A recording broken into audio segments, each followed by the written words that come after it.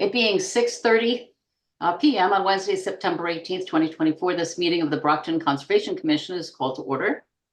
This meeting is being conducted remotely in accordance with Governor Healy's open meeting provisions updated in March of 2023, which extended certain COVID-19 provisions until March 31st, 2025. Real-time public participation and comment can be addressed to the Conservation Commission utilizing the Zoom virtual meeting software for remote access. If you wish to comment during the public input portion of the hearing, please use the raise your hand function to be addressed at the appropriate time.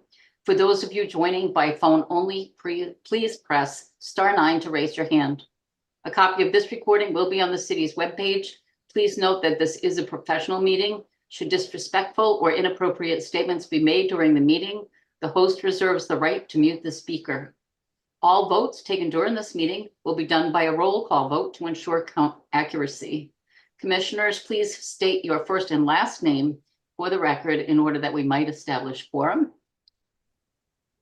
Ruby Clay. Peggy Curtis. Lily Green. Sharifa Mapp. Justin Talbot. And Joyce Forrest. Thank you. Wow, we have everyone. Good quorum. Thank you. Okay, the first item on the agenda. Oh, before I start that, I'm sorry. In case there are members of the public that are interested in speaking to any of the issues, I have a fairly lengthy list of continuances. These applicants have requested that their hearings be continued to the October 16th meeting. Number 9, 82 Ames Street. Number 13, 1005 Belmont Street. Number 14, Warren Avenue 2-way. Number 15, 1380 Main Street. Number 16, 940 Belmont Street. Number 18, 24 Intervale Street. And number 19, 549 Copeland Street. In addition to that, items number 10 and 11 were notices of intent for 0 East Ashland Street, and both have been withdrawn. So our agenda is reduced a bit. Okay. The first item on the agenda will be acceptance of the minutes from the August 21st meeting. Members of the commission, did you all have a chance to read them? Do you have any corrections or comments or anything to make? None for me. No. Can I entertain a motion, please, to accept the minutes as read? I make a motion to accept the minutes from the August 21st meeting. I second the motion. Motion has been made and seconded to accept the meeting minutes. Roll call vote, please. Clay, aye. Curtis, I. Green eye. Mapp, aye. Talbot, aye. And Voris, aye. That motion passes. Thank you. Okay, for new filings, we have an extension request for property at 1132 Pearl Street. Kyle, do you have an applicant available? Yeah, there are a couple of people in the attendees. Let me promote them. Thank you.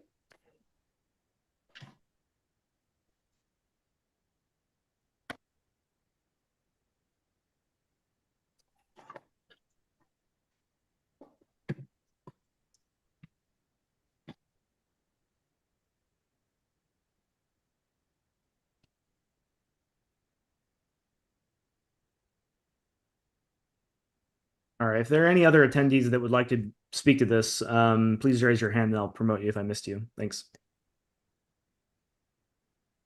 Mr. Costa, how do you do?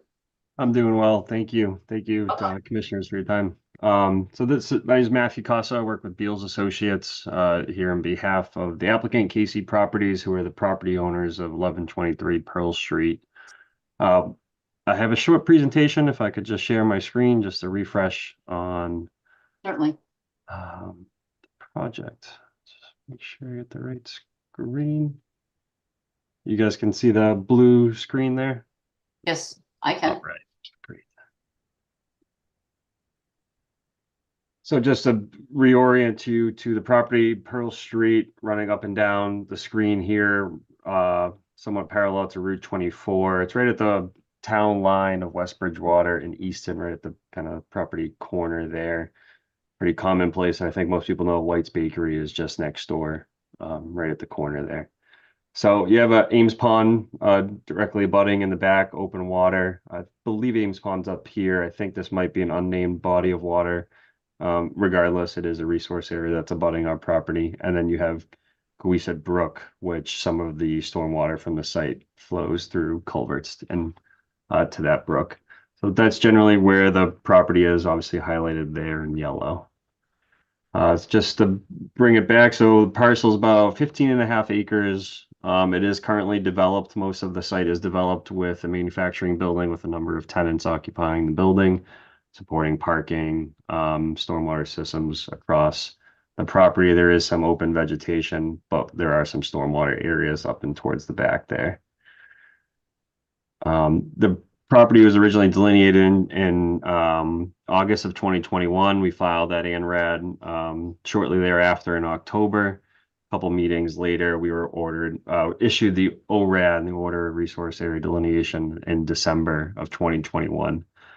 With that ORAD, it had 3 years on it, so it's expiring in December of 2024, which is why we're here today requesting a 3-year extension of that ORAD. Other resource areas on the site, there are portions of the property that are within the FEMA floodplain. There is no natural heritage areas or vernal pools or any ACECs across the site. This is the ANRAD plan that was previously approved. The open body of water, wetland resource area with some bordering vegetated wetlands was delineated in the back here. Flags number 1 through 14 were hung by our office in 2021. We did go out there and reestablish those wetland flags a couple weeks ago. I believe Kyle had gone out there and reviewed them himself. And then just for graphical representation, we did extend that boundary across the back just to show that that resource area buffer zone did not come over the site.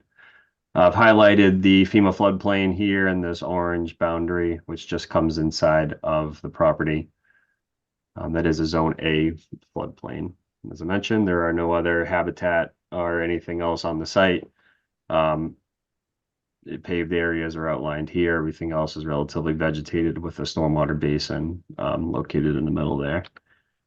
Do have some just quick photos just to show you. So that's the open body of water, Phragmites in the back, and then some of the wetland flags that were delineated just around the back of the property. It was a pretty easy delineation because it's an open body of water with a relatively steep bank that comes up to the upland side. So that is generally it. I know you guys have a pretty full agenda, so I will open it up to any questions if you guys have any. My only question is, when you applied for the ANRAD, do you expect to be developing this additionally within the next year or two? There's no current plans to develop. The owner is obviously looking at what he can do with the property and looking at what his restrictions are. Resource area wise was his first step. So as I know of now, there are no current plans to develop. He just wants to keep this ORAD fresh in the event that a tenant or somebody comes in and would like to develop or buy the property or anything like that. Okay, thank you. And Kyle. Yeah, sure. Thank you for the presentation, Matthew. As Matthew said, I went out to the site last week and reviewed the flags as well. I agree that the ANRAD plan that we look at matches the conditions on the ground. So I think that the commission could issue an extension if they choose to. Mm-hmm. Commissioners, any questions? No questions for me. It looks like it's just straightforward. Same. I don't have any questions. No questions at the time. Me as well. No questions.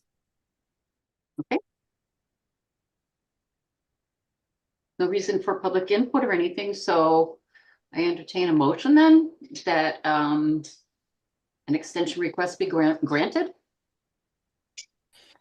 I make a motion to extend the ORAD for the 3-year delineation through, I guess that would be what, 12/31/2027? What would it be today's date?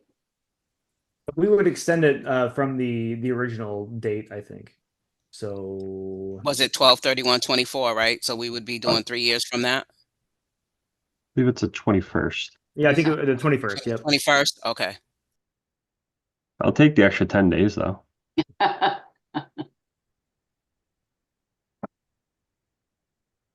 Okay.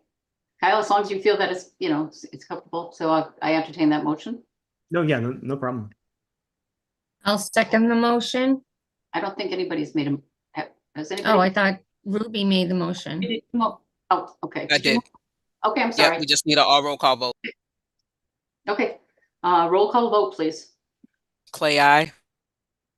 Curtis, I. Green eye. Map I. And Voris, aye. Okay. It passes. Thank you. Thank you, Mr. Beals and Mr. Costa. Thank you very much. Thank Okay. you.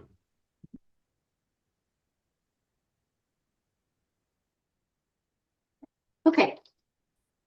The next item on the agenda is 30 Intervale Street. It's a notice of intent. While you're promoting people, I just wondered if the DEP file number has been issued for this and if abutters have been notified.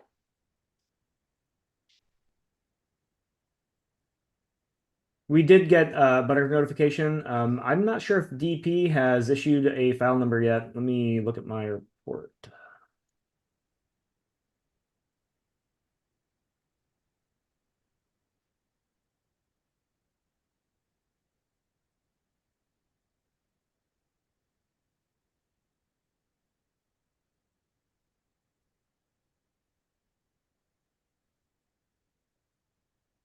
They had not issued DP had not issued a file number as of last week. I'm going to check their website right now, but not that I'm aware of.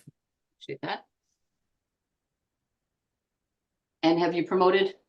You've promoted people from the Yeah, I think everyone that has had their hand raised I've promoted. Yep. Good. Okay. Ms. Krebs and Mr. Jacobs, how are you? Welcome. How you guys doing? Good, good. We're ready for your presentation, please. Okay, Sammy, can you put the plans up on the screen? Okay, my name's Ed Jacobs, and I'm with PMP Consulting, Inc., and with me is Samantha Cripps. She works for us, and she's our site designer. Our applicant is Rising Community and Housing, and we're representing them in this project. So this project is at 30 Intervale Street, down the village, for anybody who knows where that is. It's currently a abandoned building on the site. It's in very bad shape, dilapidated. It's been abandoned for quite a while. It's in the C1 zone. It's just a little over half an acre of property. And as you can see, that gray shaded area, the entire site is paved pretty much from property line to property line. And none of that pavement is treated. None of the impervious area is treated. So the whole site is basically impervious area as it now stands. The site abuts Trout Brook to the west. That brook flows north to south. And right behind our property, it enters into a culvert, a box culvert that runs a few hundred feet and empties out on the other side of Ames Street. We have a wetlands resource area to the north. That's also catching drainage on that 30-inch drain line that's running all the way down Bellevue Avenue. The site also lies in an AE flood zone. The entire site is in the AE flood zone.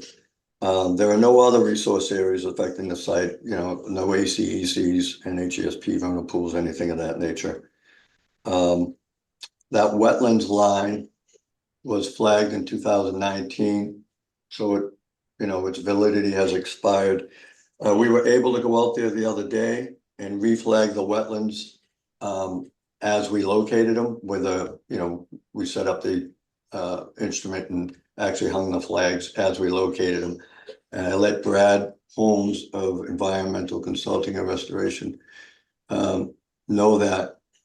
And he said he would try to get out there this week to walk the line and make sure that it's that nothing's changed out there and it's the same line they had flagged before. So Sammy, can you put up the we'll put up the other plan now. So this is what our client is proposing. So he's proposing to demo the building that's there now and rebuild on the existing foundation. And he's adding an addition to the rear of the property. I mean, to the rear of the building. The addition will be built on columns. It's designed to be on columns so that it would not obstruct the new built addition would not obstruct any potential floodwaters that may come up.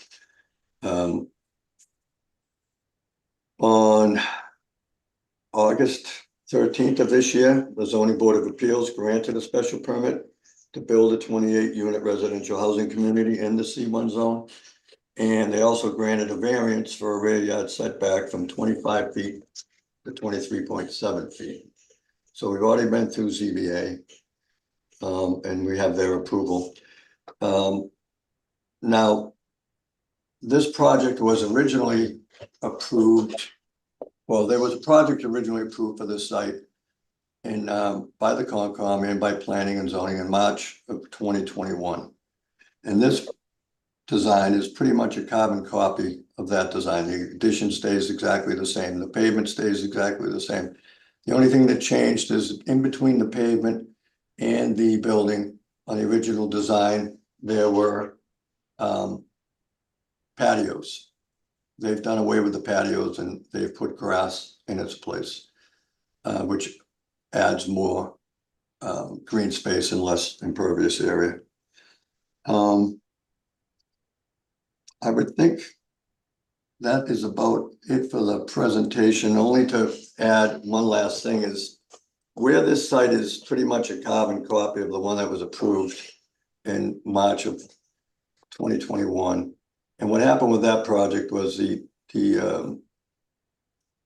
owners just couldn't go forward. I don't know if it was a financial problem, whatever, but it never went forward. And therefore the permit expired in March of this year. So there was no extension asked for or granted. So with that in mind, with this is pretty much the exact same design with maybe a little less impervious area. We did not change the stormwater design at all. It was previously approved by the Conservation Commission. So I would request, I don't know if the board would be thinking about sending it out for peer review again for stormwater, but where it's the exact same design as I would request it. Maybe we don't have to do that. And I'll end with that and take any questions. Hey, thank you very much. Kyle? Yeah, sure. The agent report that I issued last week for this project is out of date. We ran into some administrative issues that were handled as far as just the completeness of the filing, but that was all taken care of. So kind of good to move forward there. My recommendation before hearing Mr. Jacobs' presentation was to have the commission send this out for peer review because obviously this is not exempt from stormwater standards. So generally we have the third-party consultant review projects that need to be reviewed for stormwater. And then additionally, the site does have bordering land subject to flooding, and I don't know if that was really addressed the previous time. It wasn't shown, that resource area wasn't really highlighted on the plans that they've submitted with this notice of intent. I don't know that I'm super comfortable as someone who didn't look at this plan the first time for just kind of waiving that peer review and sticking with the original plan. But I suppose that's up to the commission, but I don't know that I recommend that course of action. I was just looking in the file. I don't see the peer review from 2021. The file that you have that's for this meeting Everything current wouldn't here have anything that's is older. So NOI. that's really just the NOI. new stuff. So one option could be we could continue until next month, and we can kind of consider that as an option. That might be something that maybe there could be the city engineer might look at the stormwater potentially. I don't know. This is the first that I'm hearing of this option. So, if the commission doesn't feel like referring this out for peer review, we can take the next month and explore if this is really something that's feasible, or if we really ought to be reviewing this. So I can call Mass DEP and kind of get their 2 cents on this as well. It's kind of up to the commission.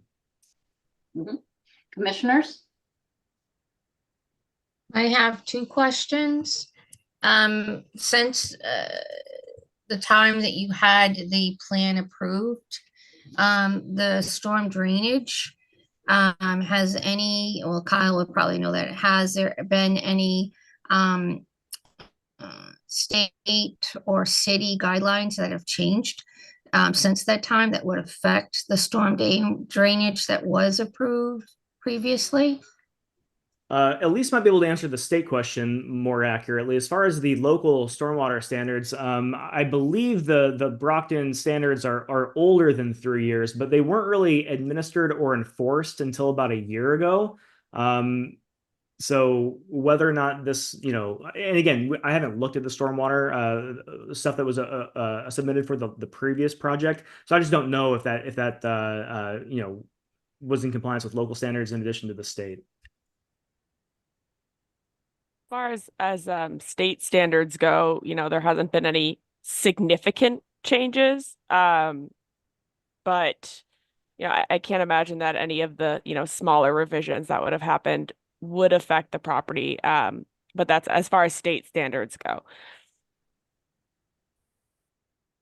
Okay, thank you. And my second question is, I believe that's the parking lot in the gray.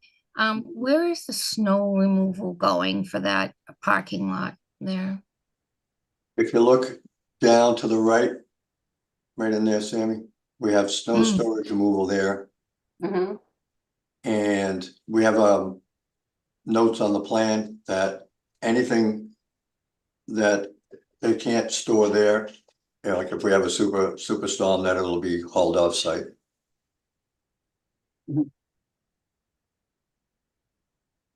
A quick question. Is this in the file for us to look out? Because it's a little hard to see without it being zoomed in. Yeah, this plan is in our file, yes. I did not see that. Apologize. And are we allowed to proceed with any decisions without the Mass DEP number? We can open the hearing. We can't issue an order of conditions without the Mass DEP file number. Yeah, that's a good question, Street. Good.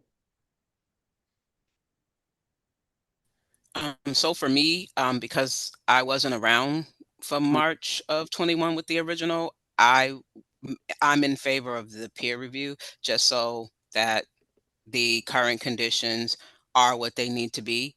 But that's just that's just my stake on that in regards to this this particular site plan.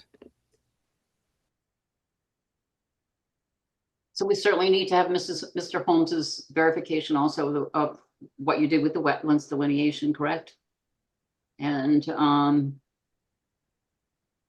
the question is whether it should be referred for peer review or continued until we have a chance to take a look at, I don't know. It's up to you, commissioners, what you feel comfortable with. Well, I think it would be a good idea, I didn't expect this to get approved in one night anyways, but I think it would be a good idea to, for the board members to maybe look at this in between this meeting and the next one that we'll continue it to, and also look at the plans from 2021 that were approved. And I know, not the same board members, and I totally understand that, but if if you looked at it and saw that it is exactly the same design, you know, all I'm asking for is to consider it, and if you know, you feel like you have to send it out for peer review, you know, I would understand that too, seeing it's a whole new board. Okay, how many, is this one floor? Is it a single story unit? No, it's 3 floors. 3 floors? Units, 28 1-bedroom units. It's gonna be veteran housing. Okay, Applicants have signed up with Father Bills. They Okay. have a couple of these up on the North Shore that they run, and they're very beneficial to the communities. okay. All right.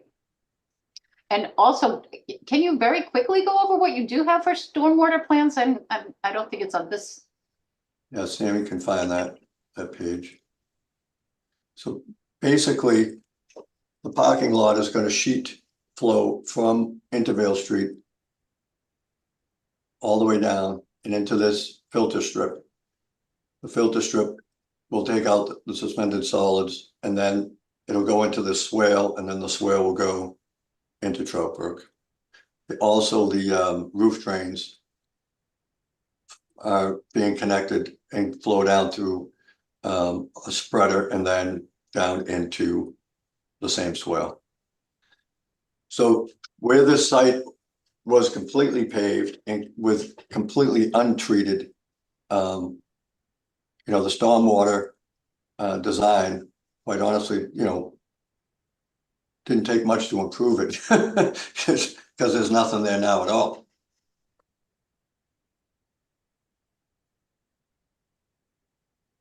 Mhm.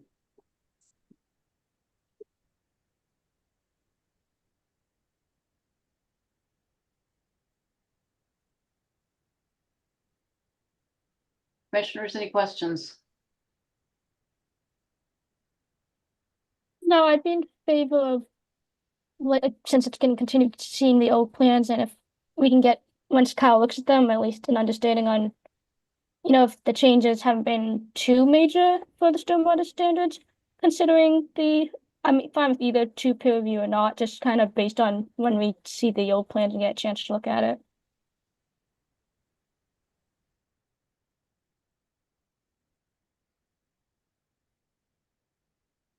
I think I personally would feel good about peer review, since it's both brook and wetlands and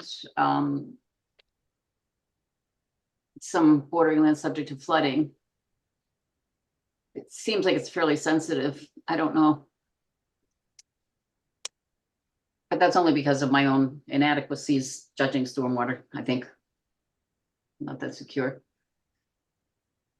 But I have a quick question about the this area is subject to flooding.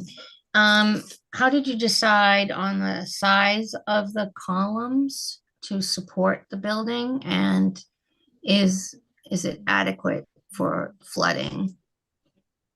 That would be a question for the architect. I'm sure that it's, you know, designed to carry the load.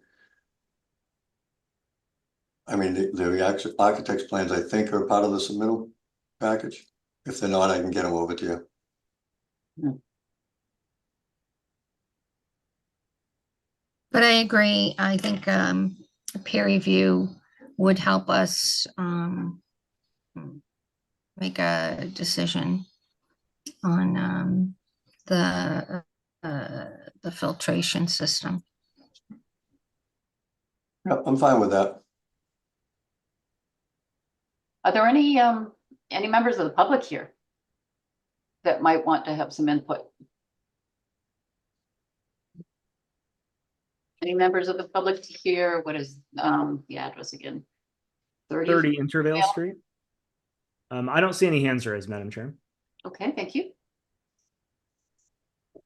Commissioners, whatever you would like to do for a motion, I'll entertain that. I make a motion to send for peer review. I mean, that would be my thought process. I think that's the most informed decision we can make under these circumstances.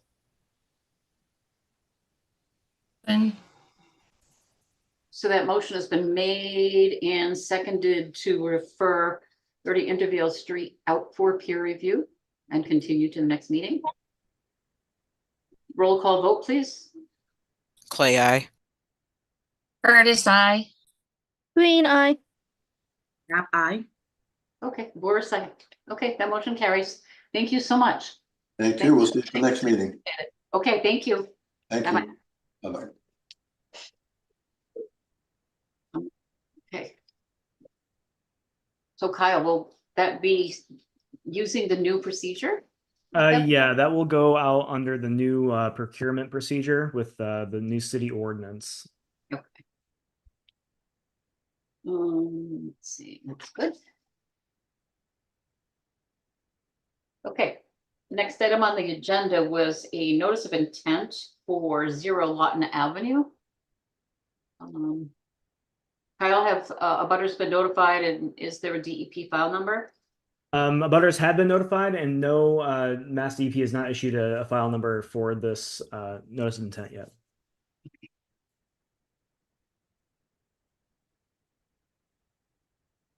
And we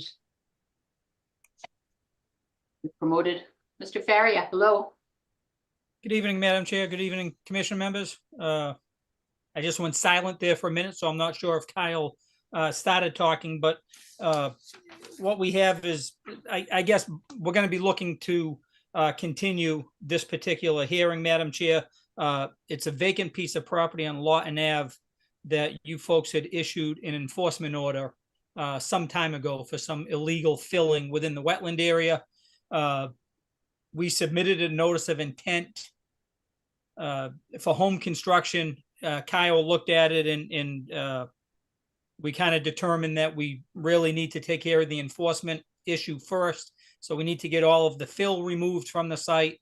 Once the fill's removed, we need to delineate that particular area where the fill was, looking at the virgin conditions of the ground, and then come up with a restoration plan as well. That will hopefully resolve the enforcement issue, and then we can proceed with the notice of intent that we filed. So I think at this point, we would prefer just to continue the notice of intent hearing, if we may, Madam Chair. Okay, that's fine. Would you prefer then just to present your information as far as what your plans are after all of that stuff is done? After the fill's been removed and it seemed to make sense, right? I certainly could. I don't have that with me, Madam Chair, just because I was figuring we were going to just automatically continue it. Because to be honest with you, once Brad Holmes gets out there to delineate the missing piece of the property, it could change the impacts that the wetlands have on our project. Absolutely, so. Absolutely. Okay. You've got a long night. It's sounds like by a plan. the time I get back before you, Madam Chair, everybody would have forgotten. Okay, that sounds like a plan.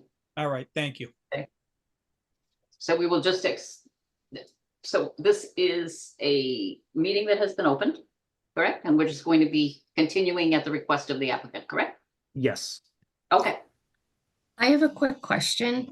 Is it October 18th or the 16th? 16th, I believe. 16th. Okay, good. Thank you. Okay. So Joyce, do you want me to just make the motion to continue the hearing for 0 Lawton to the October 16th meeting? Absolutely. Okay. And a second? Is there anyone? And Motion's been made and seconded to continue 0 Lawton to the October 16th meeting. Roll call vote, please. Clay, I. Curtis, I. Green eye. Knapp, aye. And Boris, aye. The motion carries. Good. Thank you, folks. Thank you. Okay. Next item on the agenda, partial certificate of compliance for Heritage Court, lot 26.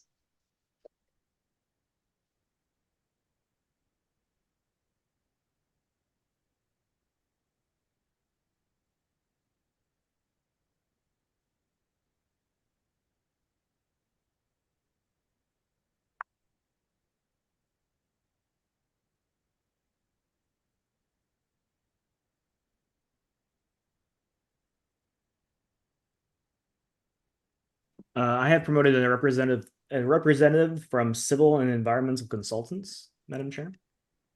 That's Chris Vandenberg? Vandenberg. Yep, you got it. You got it. Can Hello? everyone hear me all right? Mhm. All right.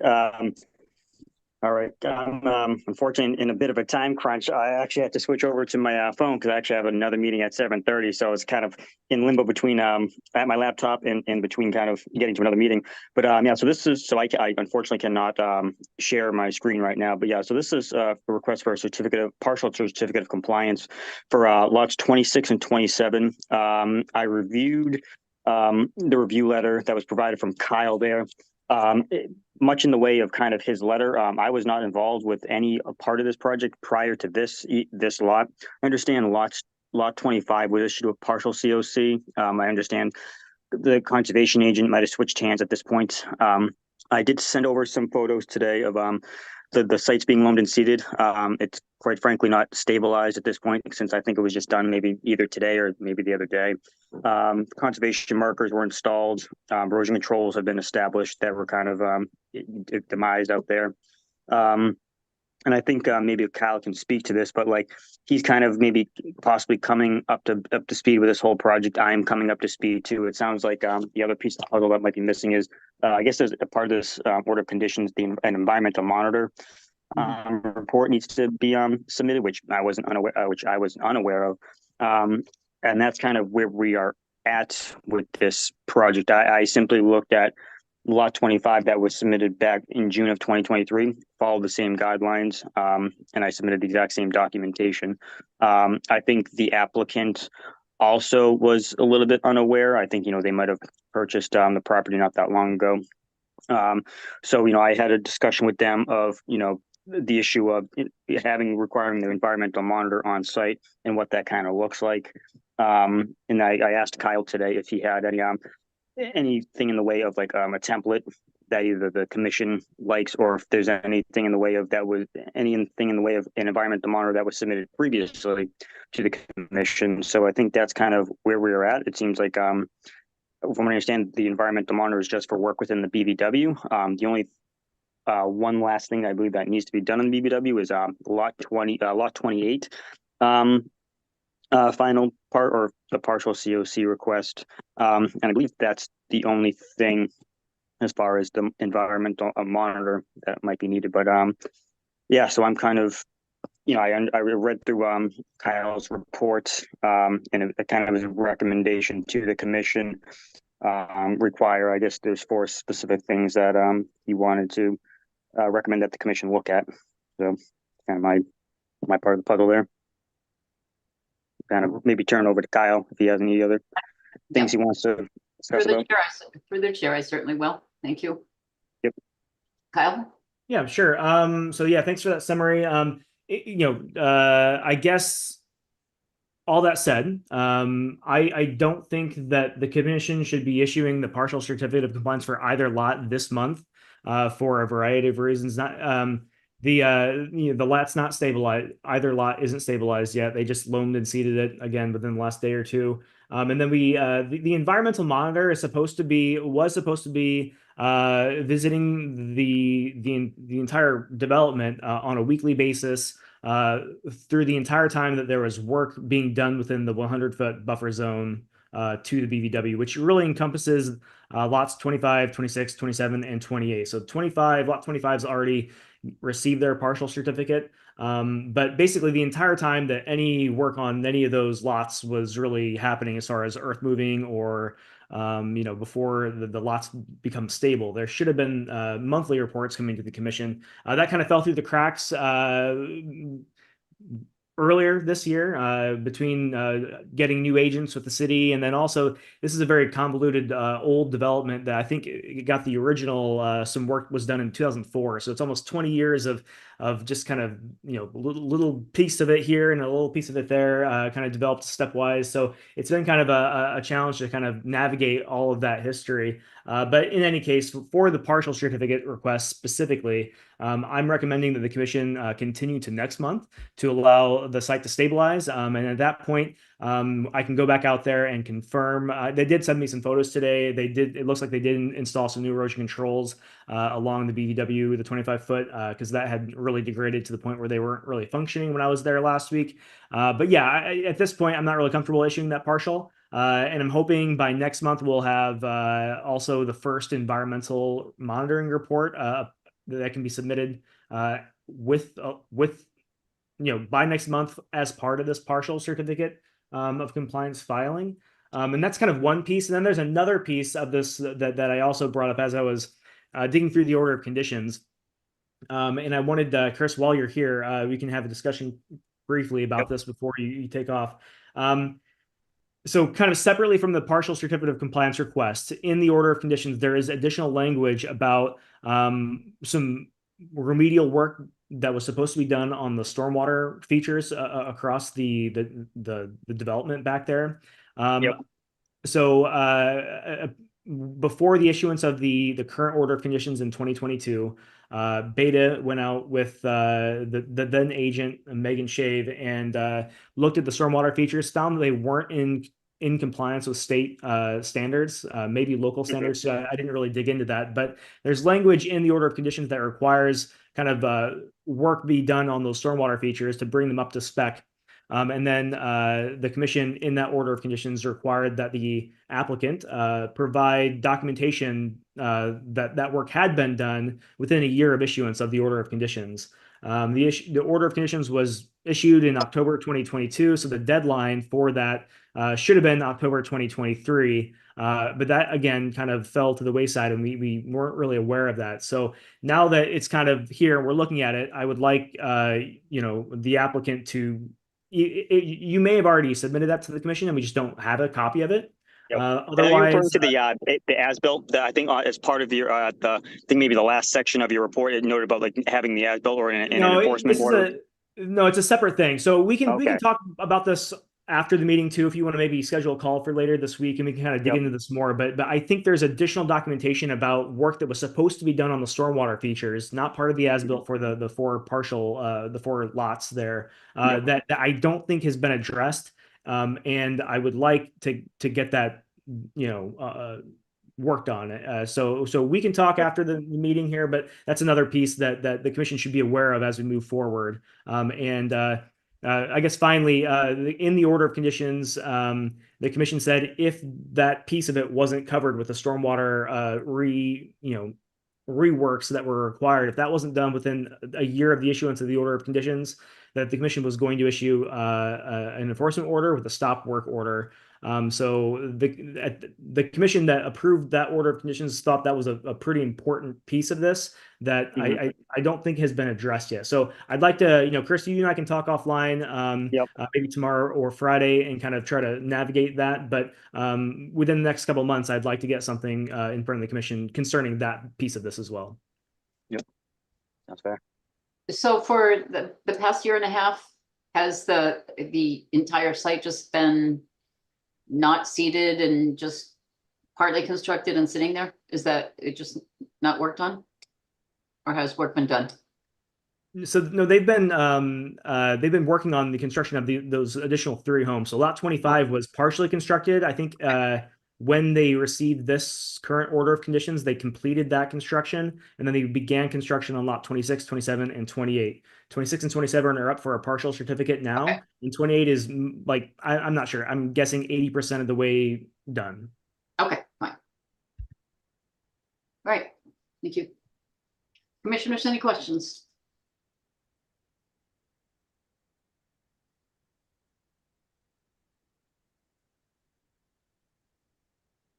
None for me. We can just, I guess, take Kyle's recommendations on the move forward to continue. Does anybody want to see any plans or anything?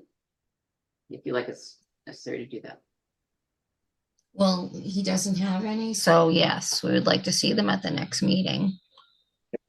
We have the as-built plan. We have pictures from the site that they just submitted today of the lawns that have just been seeded and loamed. I can share those if you would like, but nothing's to the point where I'm comfortable issuing a partial. So, you know, Maybe we'll just wait and see what it looks like next month then.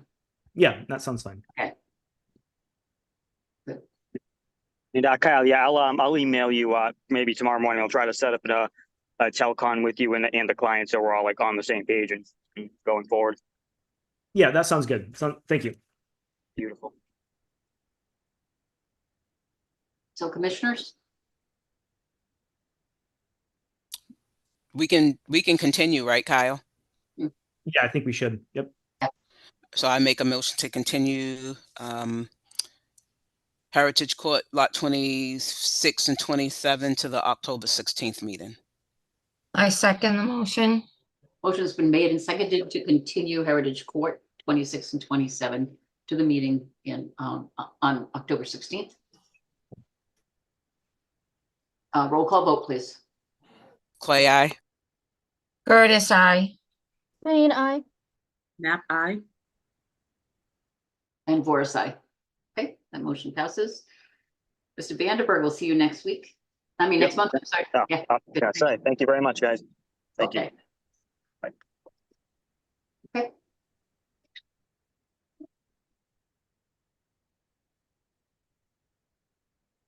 So the next item on the agenda will be 166 East Ashland.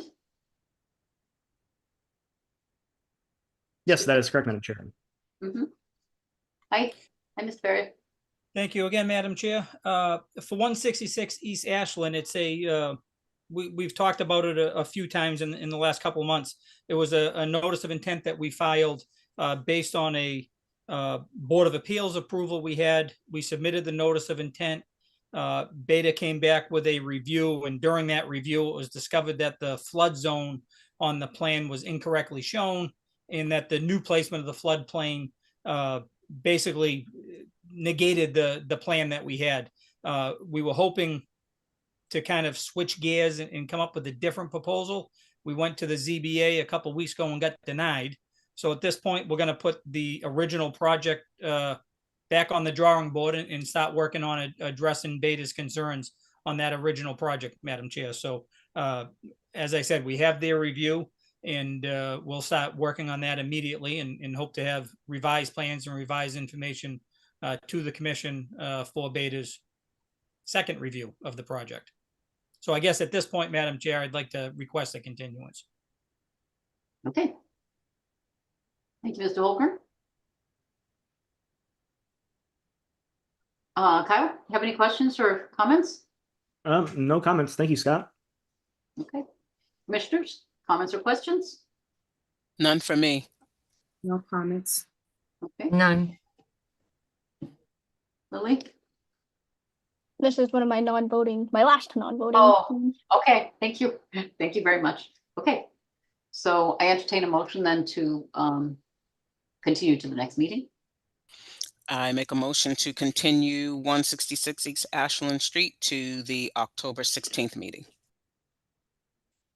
Motion. Motion's been made and seconded. Roll call vote, please. Clay, aye. Curtis, I. Aye. And Voris, aye. Okay, that motion passes. Thank you, folks. Yeah. Let's see, number 8 is 45 Industrial Boulevard. Mr. Farrier? Yes. Thank you, Madam Chair. Again, Scott Farrier, Holmgren Engineering.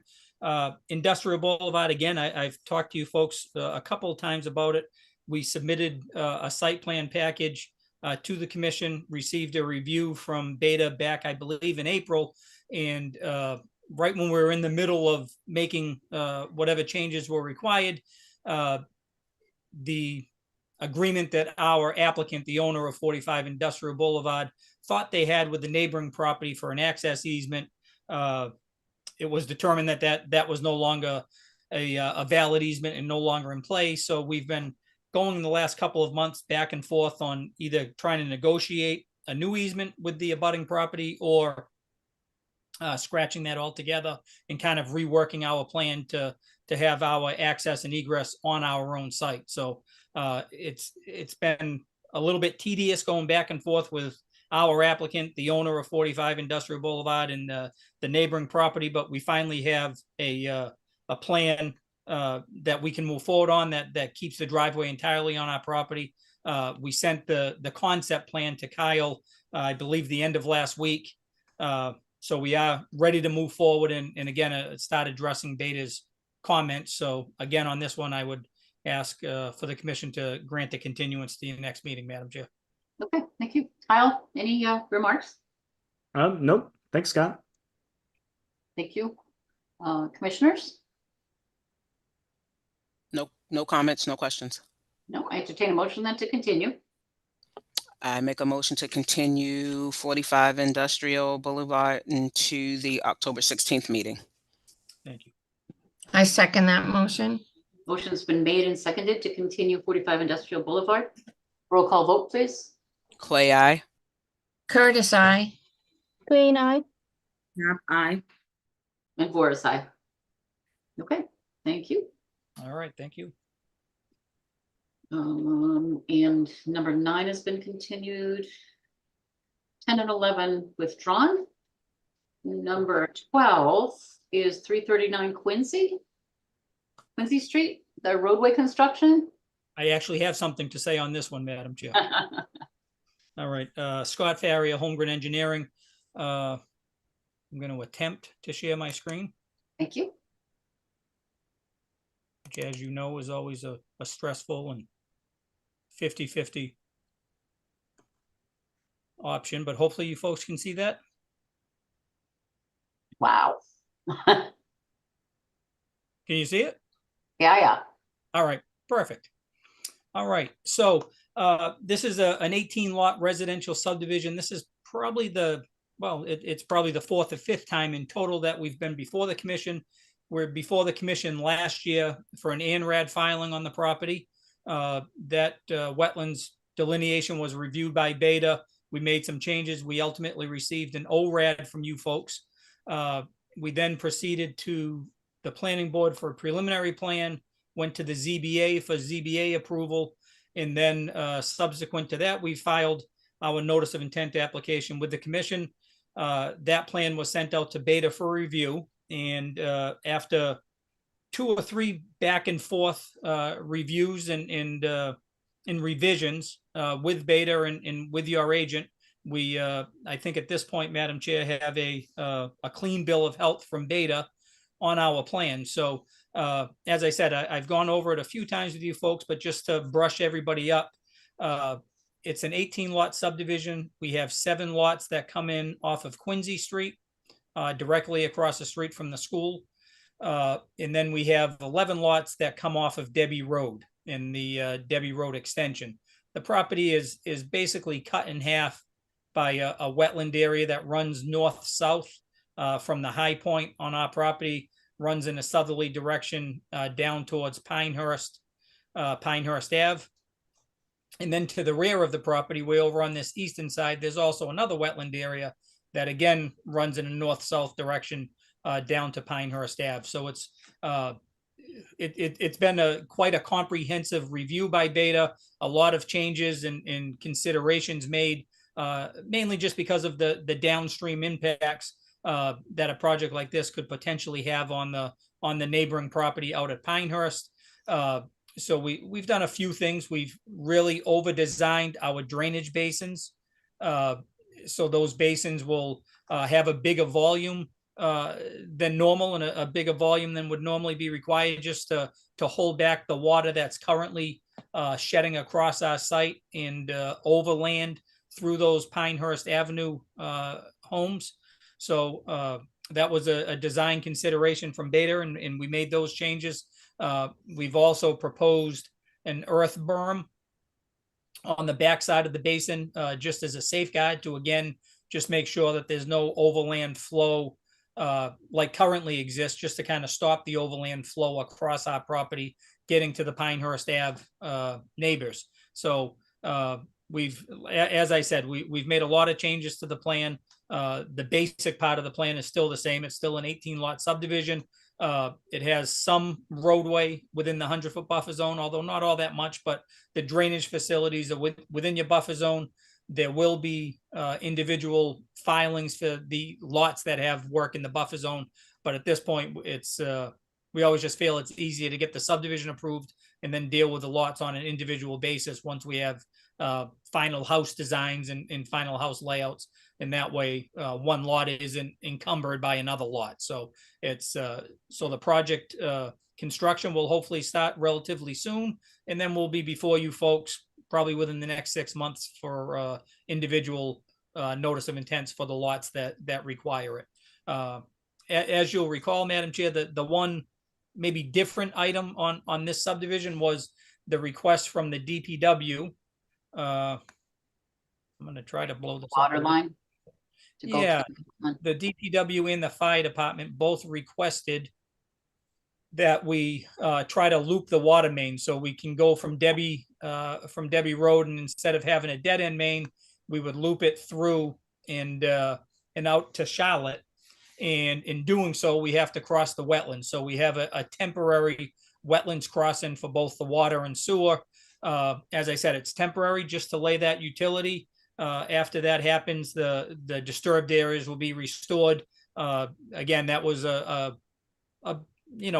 big point of the review from Beta. A lot of back and forth with our wetland consultant and the agent to go back and forth and come up with conditions, not only during construction, but once we're done, to restore the property to the way it is now, and actually to kind of enhance it a little bit, to get some new plantings and get some new vegetation growing there. So the feeling was that this would be, as I said, be a temporary impact, but in the end, it's certainly going to be a lot better for the neighborhood and for the DPW and the water pressure and the fire protection, but it'll also kind of get some new growth in that wetland area and won't have any long-term impacts on that wetland area at all. So as I said, we received the final, what we feel like was the final review from Beta a couple weeks ago. I think they had a couple of conditions that we're fine with, and as does your agent, and we're fine with those conditions as well, Madam Chair. Okay. Did I hear you say there were a couple of basins, or is there just one single basin? There's a basin, one large basin right at the end of Debbie Road. Yeah. And I'm always nervous when I move my cursor, Madam Chair, but there's another one at the end of Austin Court to handle that roadway. And So where is that on the map? Oh, it is right down here in this corner, and I'm gonna. but they're basically retention basins, are they? They're detention basins, so they Yeah. retain the water, hold the water, and then release it, as opposed to retention where it's retained. But yeah, so they're big ponds that are going to hold the water during a heavy rain event, and kind of slowly release the water back to the wetland and into its natural course that it is taking currently. What depth do you think those would be? I mean, it looks like they show some. Yeah, the big one. Yeah, the big one in the back off of Debbie Road is 6 foot deep, Madam Chair. And it's sloped at a 3-to-1 slope, so it's it's not horribly steep, but it is 6 foot deep.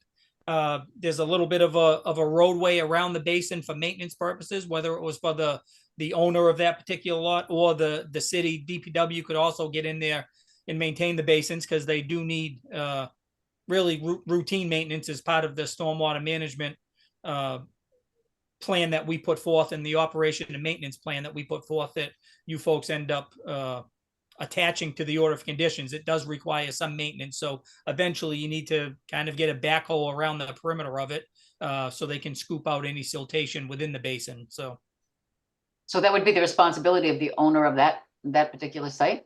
Yes. Yes. During construction, obviously the responsibility of the developer, but once the road is accepted by the city, then the maintenance responsibility goes to the owner of that particular lot that the basin sits on. Mm-hmm. And the city has an easement over it just in case something happens and they don't maintain it, or they're not capable of maintaining it. The city always has the right to get there and maintain it as part of their routine maintenance. Do you know if anything like that is routinely fenced? It's kind of it's kind of a 50-50 item, Madam Chair. I think it really depends on the people. Typically, the Brockton Planning Board doesn't ask for it.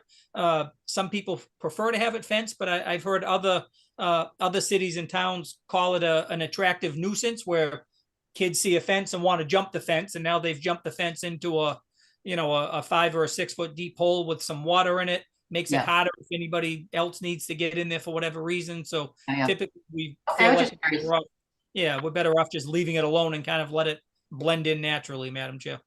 Okay, thank you. Thank you. Kyle, or do you want me to defer to Beta? I'll go. Okay, thank you. Yeah, thanks, Madam Chair. I've read Beta's report, and so I would like to ask Beta some questions, if that's all right.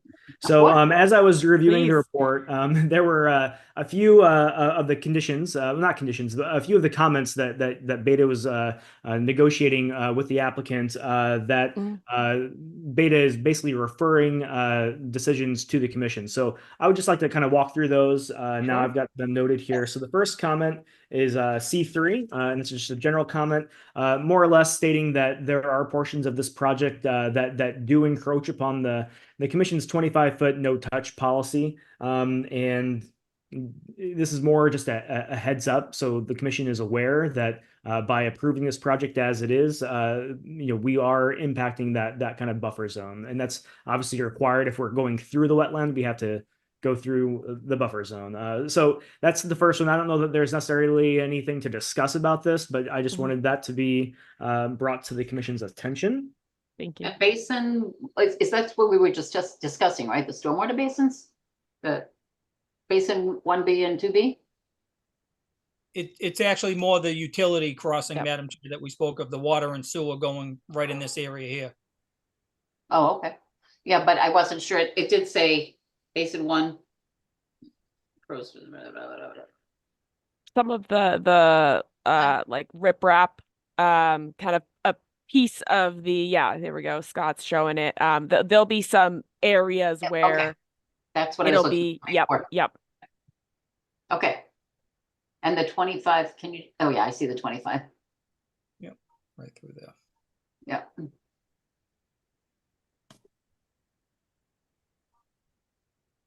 Okay. The next one is C6G, talking about the vegetative clearing limits.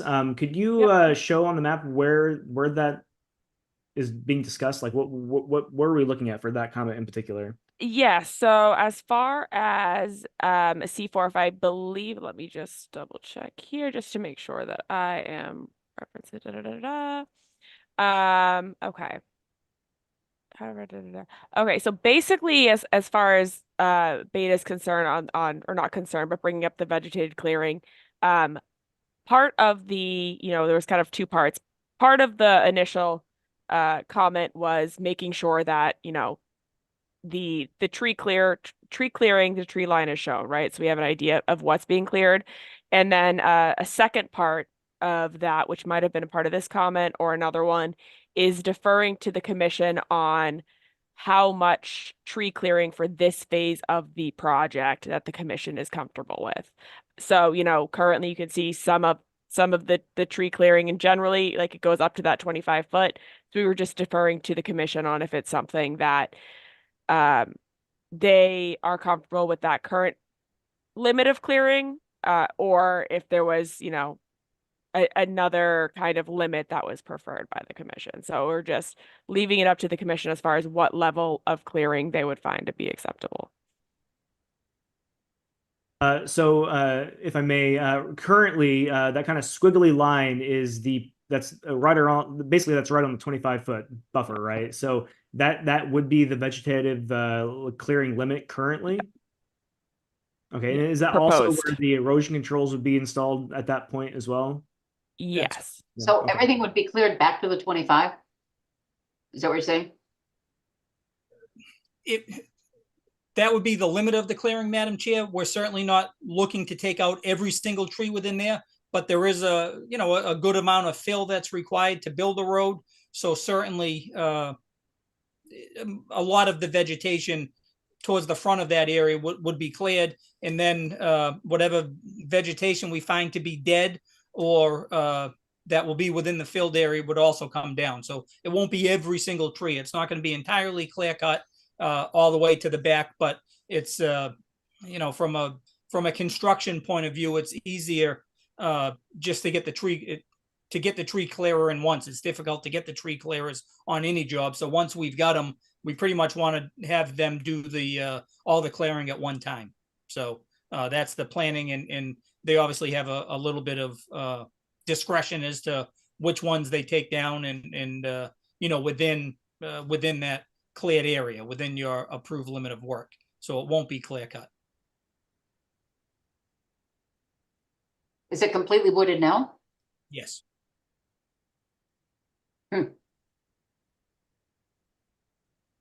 So where does the markers go? In the 25-foot buffer zone or the 50? The markers would be on the 25-foot buffer zone. I think that's kind of close.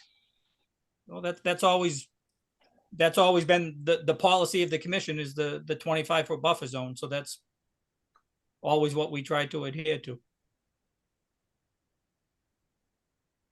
Scott, will there be any stabilization, you know, of these lots? I mean, obviously, we're not doing the home construction yet, but you know, you're going to go in, you're going to do clearing, potentially up to that 25-foot.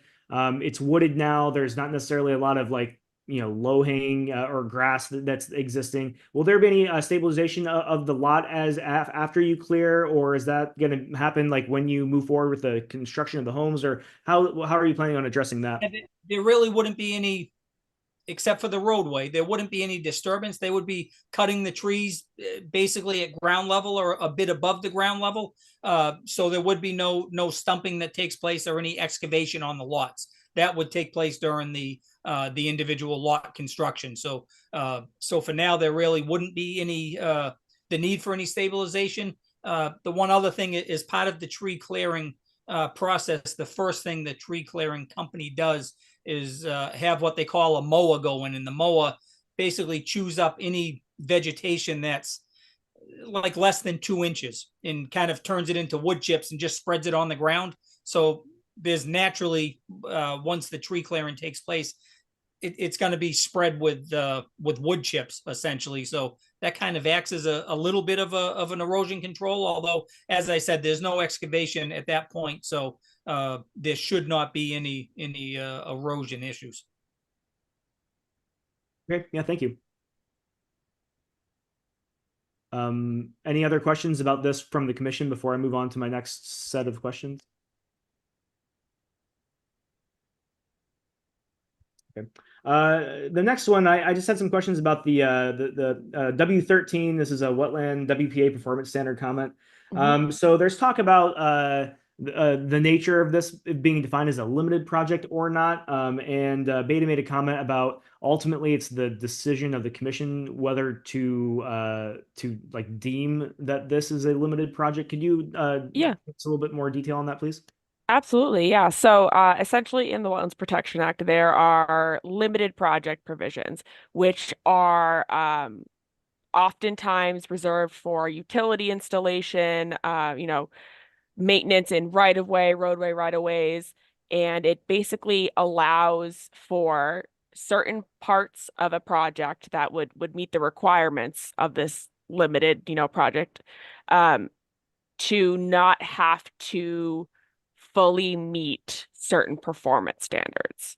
So in the Wetlands Protection Act. So basically what it comes down to is, you know, an applicant will say, hey, we feel that our project would fall under this limited project exemption.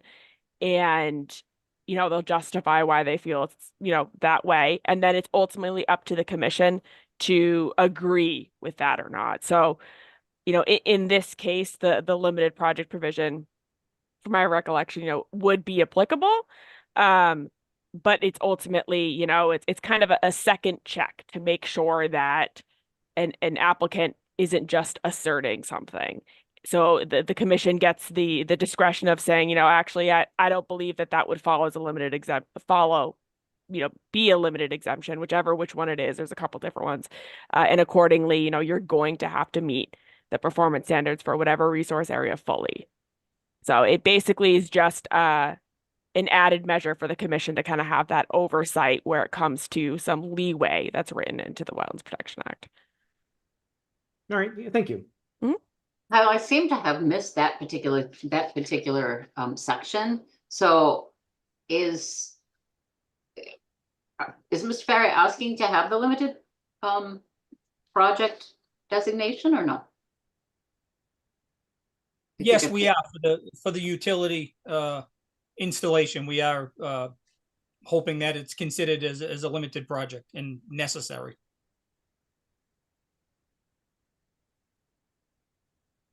And Kyle, how do you And- feel about that? Well, and maybe at least can kind of talk about this a little more. But when Beta reviewed this, the assumption was when Beta was doing the review that they were reviewing it under the assumption that yes, the commission was going to consider this a limited project. Is that correct, Elise? Yeah, yep. So that was our in agreement with it, but ultimately we aren't the people that get to say it for sure. So we would agree, but it would just be up to the commission to confirm it. And by approving the project, as is, that would basically be confirming it, versus saying specifically, we approve it as a limited project. It's just kind of another avenue. And then one final question here about that. So there's in your report, you mentioned that there's language included on WPA Form 3 that says it's a limited project. I saw the updated form that the applicant had submitted. I didn't see anything in there about the limited project. Maybe after the meeting, we can talk about this a little bit more if that's all right. I'm just not curious. I'm just not sure where that is. I want to make sure when I'm actually issuing the order that I'm issuing it correctly to reflect that. Yeah, yep. It's basically like a sentence and it says, do you believe this is a limited project? You check yes or no, and then you'd reference that which part of the regulations from the Wetlands Protection Act that you would say it applies to it. So that was previously missing in the WPA Form 3, but was discussed in the narrative. So we had asked them to just include that. Okay, great. That's on it's on page 2 of the wetlands of the notes. Thank you. It's number 7B is where it is, but it is page 2 where it specifically asks, as Elise said, is any portion of the proposed activity eligible to be treated as a limited project? So that's where we did, after Beta brought it to our attention, check off yes, and then reference the particular sections of the Wetlands Protection Act. All right, great, thank you. And then my final question concerning the report is a stormwater comment 9. Just flipping through to that now. So, and this also ties into a special condition as well for the commission to maybe include in their order of conditions. But so I just want to confirm my understanding. When the stormwater features on this site were designed, they were designed to handle the stormwater runoff from the roads and the driveways associated with each of these lots, but not any like roof runoff. Is that correct?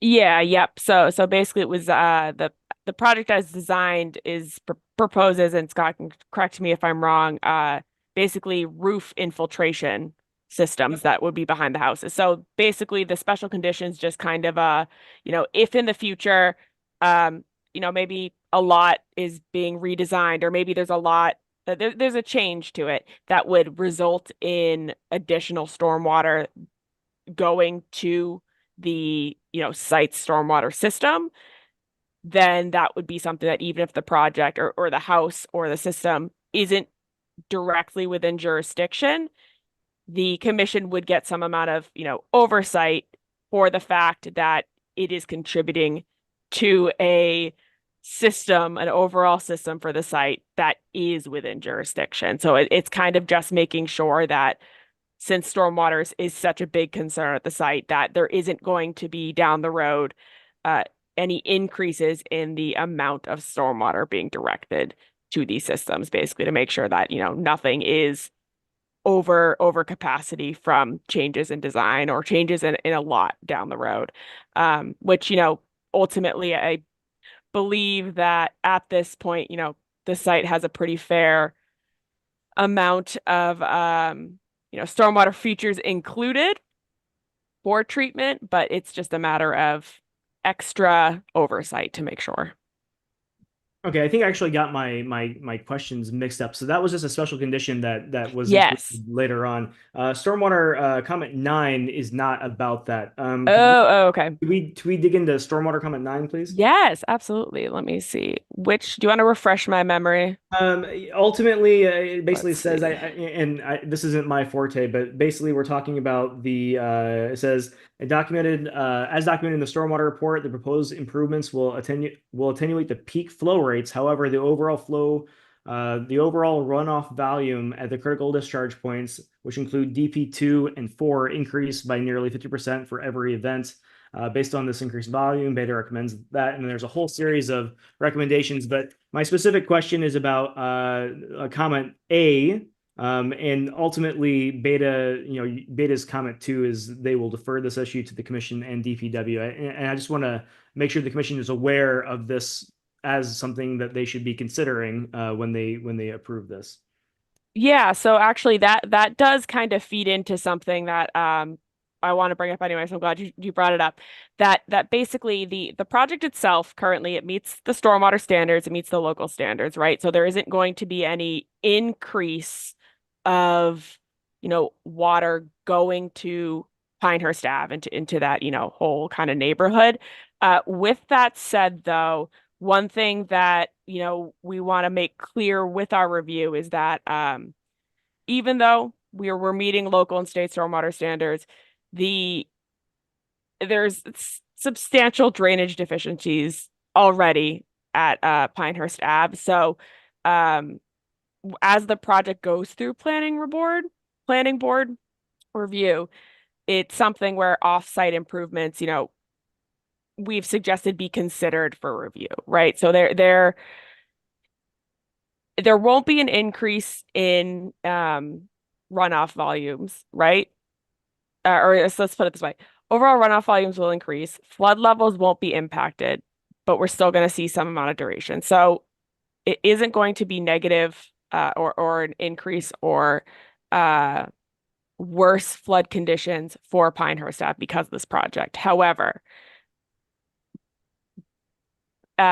implementing any other changes that could assist with drainage is something that is beyond the commission's capabilities since the project meets these standards. So it's just other avenues of exploring off-site drainage where there's already issues to see if there could be an improvement. And so that's kind of where we've deferred to making sure that as part of planning board review and working with the other groups within the, Brockton city to make sure that, everything is done that can be done. Mr. Holmgren, where are you with the planning board and zoning and all of that? We received zoning board approval back, oh boy, 6 months ago, 8 months ago. And we did receive planning board approval last week, Madam Chair. Okay. So back to Kyle and Elisa's point about that issue that Elisa was just speaking to. We did, based on Beta's comments, we did reach out to Pat Hill, the Brockton DPW director, and did kind of talk about what it is that we could do to try to help out with the existing condition out on Pinehurst and in Charlotte Street. And in talking to Pat Hill, what Charlie Macy, the developer, agreed to was to wait until construction is started, wait until we have the construction of the basins. Our hope and our feeling is that we've over-designed this project so much that the situation is certainly not going to get any worse, and we feel like it's probably going to get better. It might be a small increment better, but it's going to get better. But we agreed with Mr. Hill that once the roadway is constructed, if there is anything further that needs to be looked at, that we would do the engineering that would be required to make any improvements, and Mr. Macy would put up a $20,000 bond to fund a portion of those improvements. But at this point, the feeling is it's hard to look off-site at an existing condition that's already struggling a little bit and kind of look in the crystal ball and say what it's going to look like in 2 years once we've built the road and put all this infrastructure in. So in talking to Mr. Hill, it was felt like let's get that done. They've got it on record that we'll do the work and that Charlie will put up the $20,000 bond, and that will be put towards any drainage solution if one is needed, Madam Chair. Hopefully it is not, but if it is needed, we're certainly not looking to build our project and run away from it. Okay, thank you. Are there any members of the, oh, I'm sorry, commissioners, questions?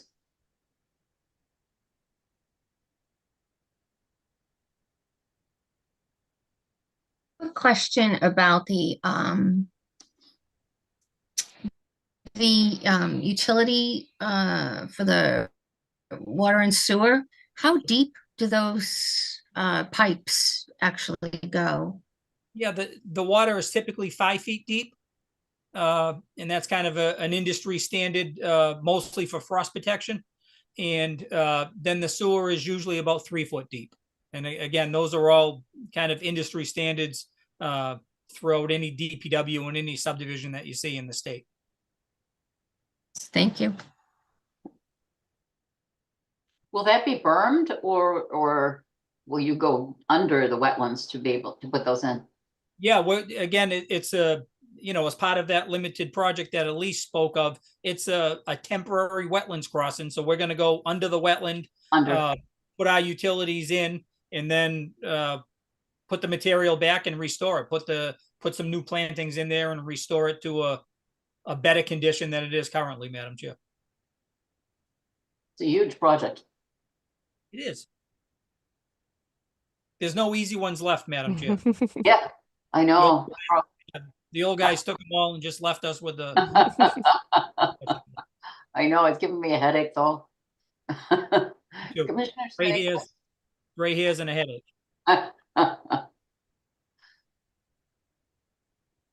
Will there be any blasting? I know in my area there's a lot of rock and ledge. Will there be any blasting in order to build these homes? Yeah, so far we haven't seen any. There are some, there's some rocks on the site, but just regular boulders. And Mr. Macy's doing a couple of projects in a different portion of Brockton where you couldn't plant the flower without having a blast. So he's really looking forward to this site where it's going to be easy digging. So we don't anticipate any ledge or any blasting at all. Thank you.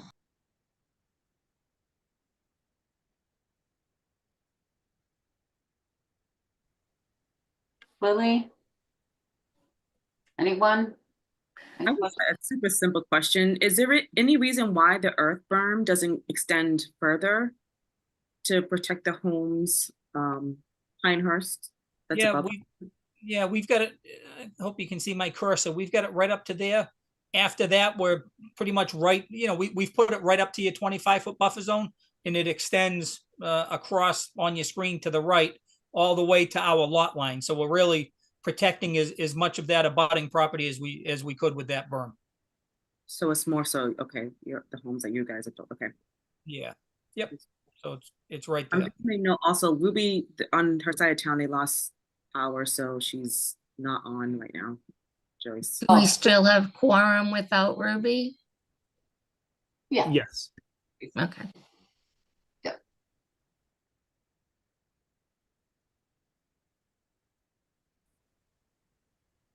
And there's no berm required on the left side of that site, huh? On the other section over by 4th Street there.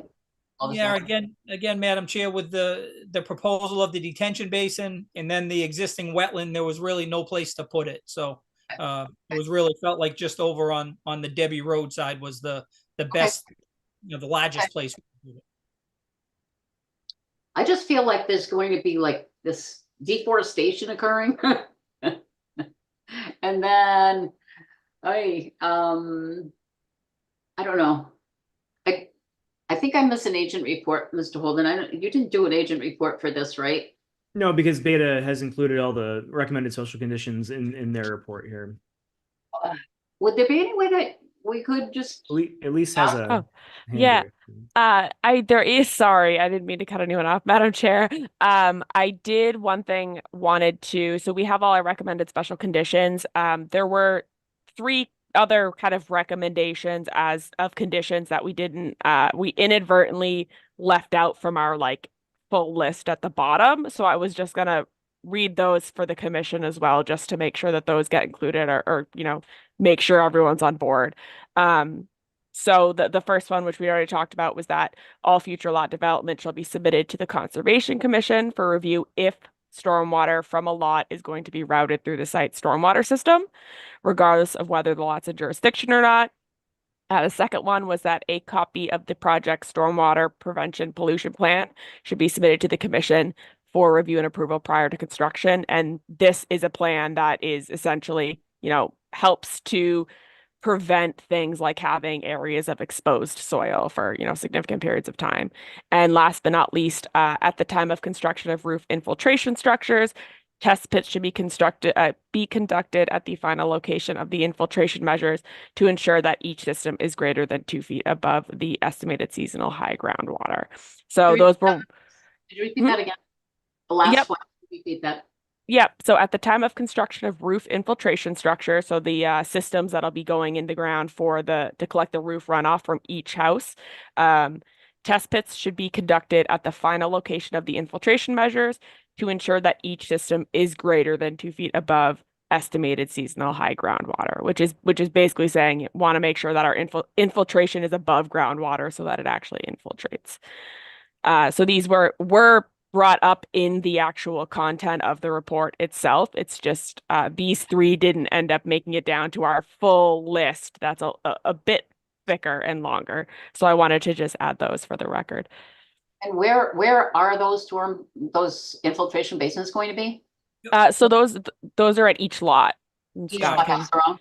Yeah, been kind of circling to them. Each house, it's kind of a standard requirement everywhere now. So we have roof infiltration. So in this case, we have a bank of infiltrators on each side of the house. So you'll have your gutters to your downspouts. Instead of your downspouts going overland, they'll go underground into each of those infiltration systems. So there's one to the left and one to the right of all of the proposed houses. Okay, and you want to make sure, Elise, that those are high enough. Yeah, yep. So there were some test pits done at the site, but basically just as a, triple measure to make sure that before they go to the work to put the systems in, that they're going to work. Yeah, you don't want to, yeah. It's going to be interesting to see what happens when there's some of those heavy rains in the area, huh? Whew. Wow. I think we've accounted for all that, Madam Chair.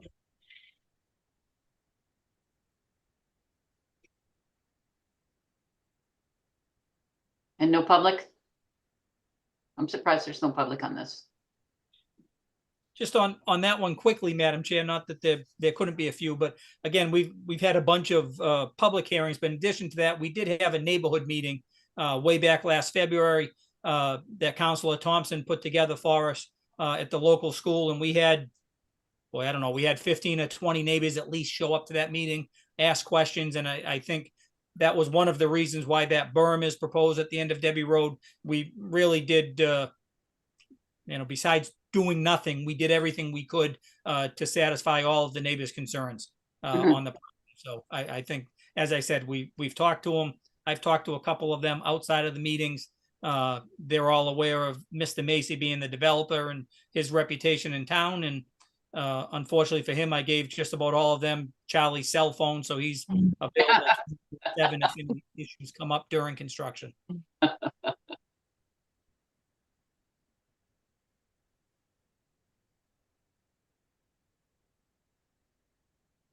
Commissioners?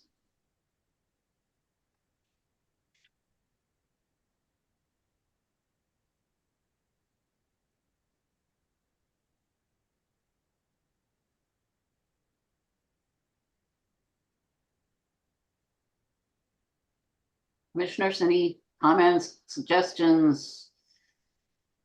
Quick question about the roof runoff infiltration units. Where does they where does the water go after it goes into that unit?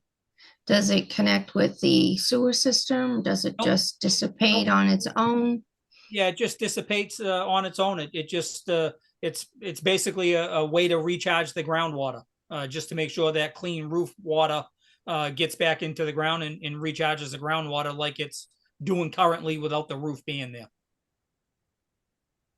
So it does not, there's no overflow. It does not connect, back to Elisa's point. We wouldn't want it to connect to the drainage system because then we would just be dumping more water into that detention basin. So we're basically doing that now on all these projects to reduce the amount of runoff that's getting into both the street and the drainage systems, to reduce any impact on the municipal systems. And again, each one of these properties will have its own NOI as it starts to be developed. Is that correct? Exactly. Anything in the buffer zone will have one, Madam Chair. Okay. Wonder if any of these homeowners want to build a pool or put in a well. I would say sure. Out of 18 houses, I'm sure a couple of them are going to want pools. More than likely it would be in the backyards, and it would certainly require a notice of intent filing. Typically during construction, nobody can afford to do a pool at that point, and it's something a few years down the road. But I would say if you hang around for a few more years, there'll definitely be a couple of pool filings that you'll see. But And they're all aware that they back up to vegetated wetlands and that. Yeah, it's part of the documents. Once you buy the property, part of your deed references the order of conditions, references the special conditions, and also the operation and maintenance plan is part of the stormwater pollution plan that Elise was talking of. That's all included in the deed, and all the homeowners typically sign something saying that they're aware of that. And for the lots that do have work in the buffer zone, the individual lots, they had an order of conditions that's basically attached to their deed. That's a cloud on their title that they need to get released through a certificate of compliance. And then they're still aware that their property is within your jurisdiction and they're limited as to what they can do. So it's all in. Is it also done in another language, or their language, of their native language, or is it only in English? To be honest with you, I don't know, but I'm sure if there's another language spoken, then the closing attorneys are responsible to provide the native language that's needed. So I'm sure it's easily translated to whatever language needs to happen during the closings. Up to the real estate agents, I'm sure. Yeah, exactly. It would be up to the closing attorneys at that point. Yeah. Thank you. Thank you.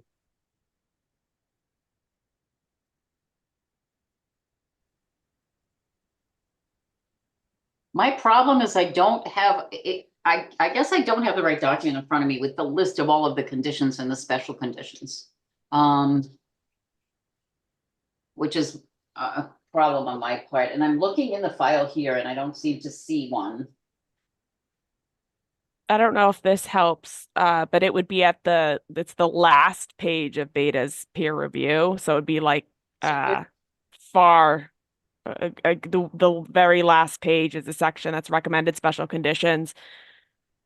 And they're a good couple sentences each, so it doesn't immediately look like special conditions. Yeah, it's page 20 it starts. Exactly. Starts on page 20 and spills into page 21. I think it's conditions 1 through 5 with some A's, B's, and C's mixed in there as well. Yeah. At least on that, yeah, the 3 that weren't added to the list, could you later after or just tell me what sections I can find? I found like one of them at SW10, but I just was trying to figure out where the other 2 were. Yeah, and also yeah. how, like, if we do issue an order of conditions with special conditions, we'd also have to like kind of make sure to state those other 3 that were kind of like implicit. Yeah, absolutely. I know, let's see. I just closed out of it. Hang on one second.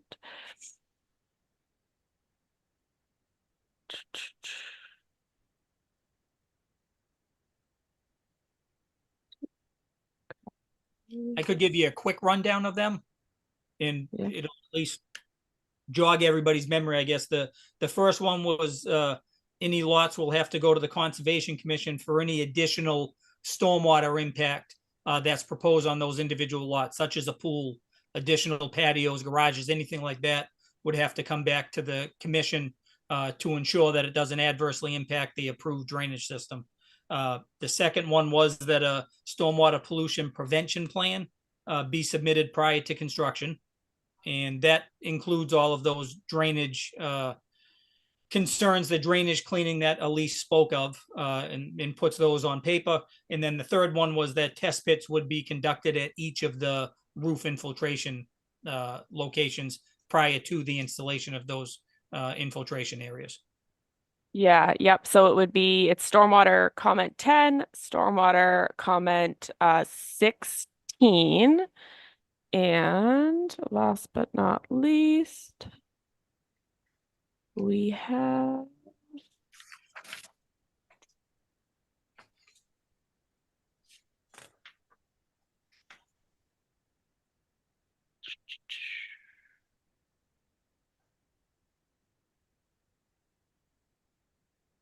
and that last one, let's see, 9, 10, W9, construction comment W9, and then it's stormwater 10 and stormwater 16. Would it be too much to ask that we get a written list of all of the conditions and special conditions all in one place with your heading for review? Sure. But that said, I think the applicant is really hoping for an order of conditions this evening. Anything that I would put together is just the summary of Beta's report. So given that Beta submitted their report on the 5th of September, it's kind of, that was a couple of weeks ago. I mean, I'm not opposed to doing that moving forward, but with the last couple of times Beta's put a report together that had their special conditions, we didn't do that kind of agent report. So I didn't put anything together for. Happy to look at it after the fact, but I really would like to see it in one place, if that's okay, in one place for my own files. If you wouldn't mind. Are we issuing an order of conditions for both, or just the lots with 10, 11, and 12, 15? Lots. No lots. Nope, it's just for the roadway construction with associated grading and utilities. No lot construction at all. Just for the roadway construction of both roads. Austin Court has a portion within the buffer zone, and Debbie Road has a portion within the buffer zone, but no home construction at all.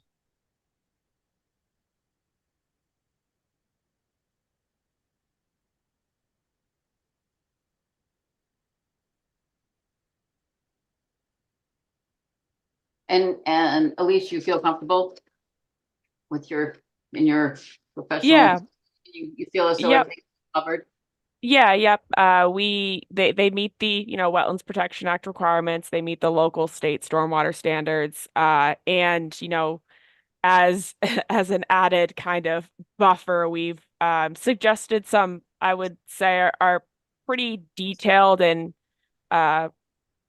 a little bit more intense special conditions than you might see on a typical project, including, wetland scientist oversight during in-wetland work, as well as monitoring reports, tracking restoration, photographs, etc. And then, as far as stormwater goes, I think that there is, we have long-term operation and maintenance plan, and kind of that additional condition of making sure that if anything were to be rerouted through lot development to contribute additional stormwater, I think that we've included a lot of conditions that will help make sure that there's oversight and ability for the commission to be involved. Okay. Thank you. And and if I may, I'm comfortable taking Beta's report and drafting the order of conditions based upon on their report that they've given, rather than just to include the three special conditions that that weren't listed here. I had notes on those as well. So I figured, yeah. I'm comfortable with issuing the order of conditions if the commission is. Okay. Commissioners. What say ye? I'm comfortable proceeding with the order and condition, issuing it with the I'm special. comfortable. I'm comfortable with it. Okay. Okay, So- so that would mean I would entertain a motion to close the hearing. I make a motion to, was it close the hearing on 339 Quincy Street? I second that. Motion's been made and seconded to close the motion on 339 Quincy Street. Roll call vote, please. Curtis, I. Green eye. Nap aye. And Voris, aye. So the next motion would be to issue an order of conditions with the Beta stipulations. with the list of stipulations and conditions and special conditions. Got it. Report and summarized by I- Mr. Walden. So the chair can no, at some point. What's the wording? I Make a motion. make a motion to issue the order conditions for 339 Quincy Street along with the special conditions 1 to 5 as listed in Beta's report, with the additional listings from comments W9, SW16, and SW10, and any other comments Agent Holden seems relevant to summarize for the order of conditions and special conditions and all that. Second. Motion's been made and seconded to issue the order of conditions with all of that stuff. Roll call vote. Curtis, I. Green eye. Nap aye. And Voris, aye. Whew. Mr. Right. Ferry is still here? I am. Thank you very much, Madam Chair. Thank you, Commission members. Elise, Kyle, thank you for your help. Well, Yeah, good thank you. luck. Thank you. Don't go too far, Scott. Nope, I'm just gonna get rid of that and I'm still Okay. here. Thank you. All right. Okay. Let me see. 13 is continued. 14 is continued. 15 is continued. 16 continued. 1710 Exeter Street. Yes, that is me. Madam Chair. Holmgren. All right, Scott Farrier, Holmgren Engineering, for a project on 10 Exeter Street. And Kyle, I'm gonna ask you if you can help me out. Whenever I have two plans that I have to share, somehow the second plan always gets buried. Yeah, do you just want the site plan pulled up? Please, Yep. if you could. So just while Kyle bails me out, Madam Chair, what we have is there it is, perfect. A property on 10 Exeter Street, which is a kind of a dead end road, a private street off of Guild Road, really not too far from the subdivision that we just had before you folks. But Exeter Street in this location is a private road. Really the only house that uses this section of Exeter Street is number 10 Exeter Street. And their lot, while kind of a small lot, the house was in a little bit of a state of disrepair. So the owner started to raise the house, demolish the house, and was hoping to start reconstructing the house in the exact same location, same exact footprint, but basically build a whole new house. At that point, she was stopped by the building department. We ended up having to file with the Board of Appeals to allow for the construction to take place that you see before you. And then at that point, we had the wetlands delineated that are off-site, and we have filed a notice of intent for you folks. So it's a previously disturbed lot. The house that we have shown on this plan labeled a proposed dwelling is in the exact same location, the exact same size as the current home that's being raised. And the owner is just looking to rebuild the house, upgrade it, and provide a good living space for her extended family, Madam Chair. We've gone back and forth with Kyle a couple times about making some changes to the plan, and have included a construction staging area, which is off the site on Exeter Street. and then also a material stockpile area that's kind of between the house and the lot line. So it is a kind of a tight area, but I think we've checked off all the boxes. We have siltation protection shown. All of the proposed work is outside of your 20-foot buffer zone, and in most cases, well outside the 25 and really more towards the 50 and the 100, Madam Chair. Okay, thank you.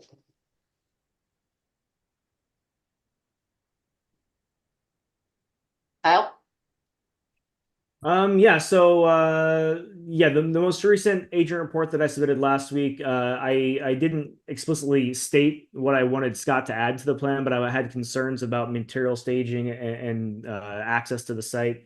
So that's what this plan that you're looking at now is the revised kind of plan in response to that. I kind of spoke to Scott separately outside of that letter and asked for him to mark the material stockpile area and the construction entrance, and then also extend the erosion controls around that the construction entrance around on Exeter Street. Initially, the erosion controls terminated in this corner of the property. So, given that all of the work is in buffer zone, and all the work, with the exception of part of this erosion control here, goes into the 25, but everything else is beyond outside of the 25 foot.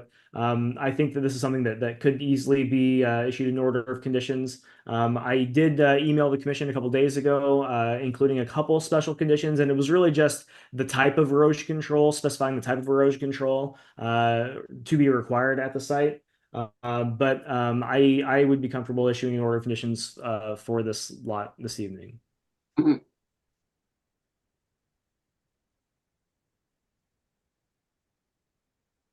And With the standard special conditions that the Of course. commission normally issues, in addition to language specifying the type of erosion controls.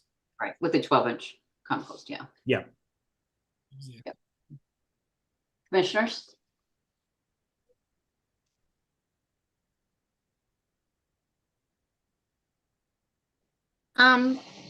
I can't really see where the 25-foot buffer zone is. Go back Could you just a put little. Yeah, it's a little too close to see the, that's 25, correct? Yeah, my cursor's kind of going across the 25 here. It's this kind of gray line here Yeah. is the 25 foot. That 50 is So going right pretty- to the house.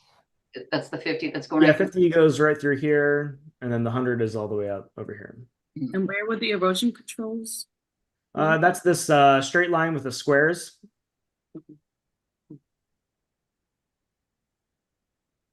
That's a pretty small lot. it is. Yeah, and that's why I initially had made the comments and asked Scott to kind of show us where the material staging and how they're going to be accessing the site, because I just had questions about that as well. Yeah. What about the access itself for the equipment that's going to be there to take down the old? Yeah, they'll be doing all of that, Madam Chair, from the front of the property. Basically, they forgetting the wetlands concerns. They don't have any room behind the house to do any work without encroaching on the neighbor's property. So all of the work really has to take place at the very front of the lot and kind of pull everything towards them.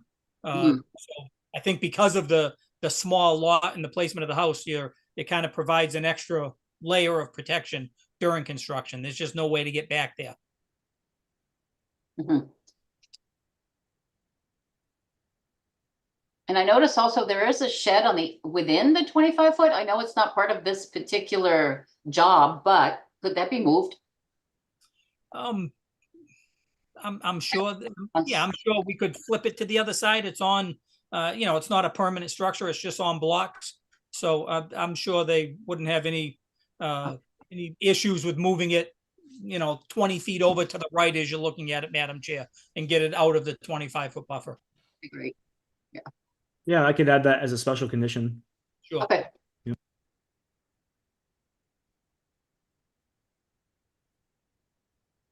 Commissioners? Are all the markers up to for the 25-foot buffer zone? We'll have those in place before we have our pre-construction meeting with Kyle. We'll make sure we have the markers up prior to that meeting.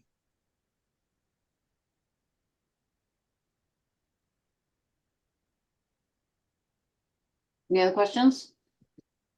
Is there anyone from the public that would like to speak to this applicant? I do not see anyone with their hand raised, Madam Chair. Okay, thank you. Is there any problem with flooding on this property or need for drainage? It's so single family homes like this are exempt from stormwater review under the Wetlands Protection Act. And this home does not it's not in a mapped bordering land subject to flooding. Thank you.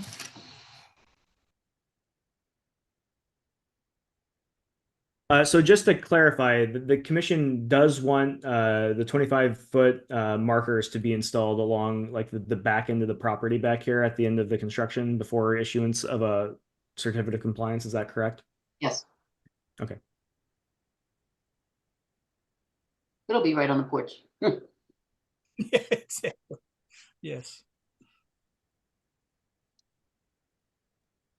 We'll put a medallion on the porch, Madam Chair. Lily? Sharifa, any questions or anything? No, I think all your questions concerning, especially the shed, I think I brought that up last time, if I remember right. Okay, And I'm okay. I'm all set with questions. okay. Then I entertain a motion to close. I make a motion to close the hearing for 10 Exeter Street. I second that. Motion's been made and seconded. Roll call vote, please. Curtis, I. Green, aye. Aye. And Vora's aye. That motion passes.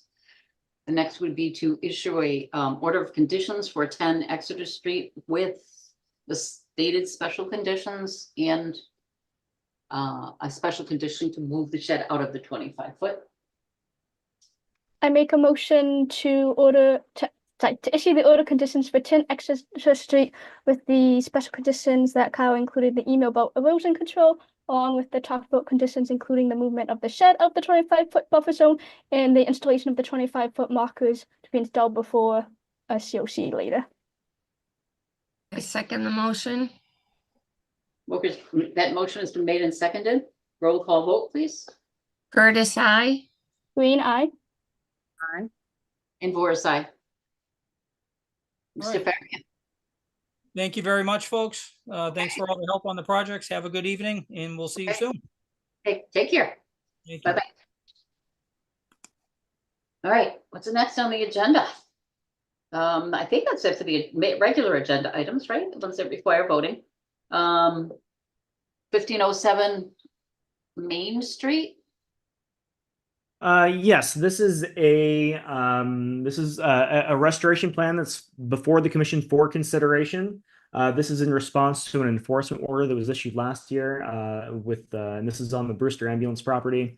There are a couple people here that are here to talk to the commission about this plan. I have reviewed this and I think it looks good. And I think we're ready to move forward with the restoration, but I wanted to have an opportunity for the commission to, look at the plan before we approve it and ask any questions to the people that put the plan together tonight.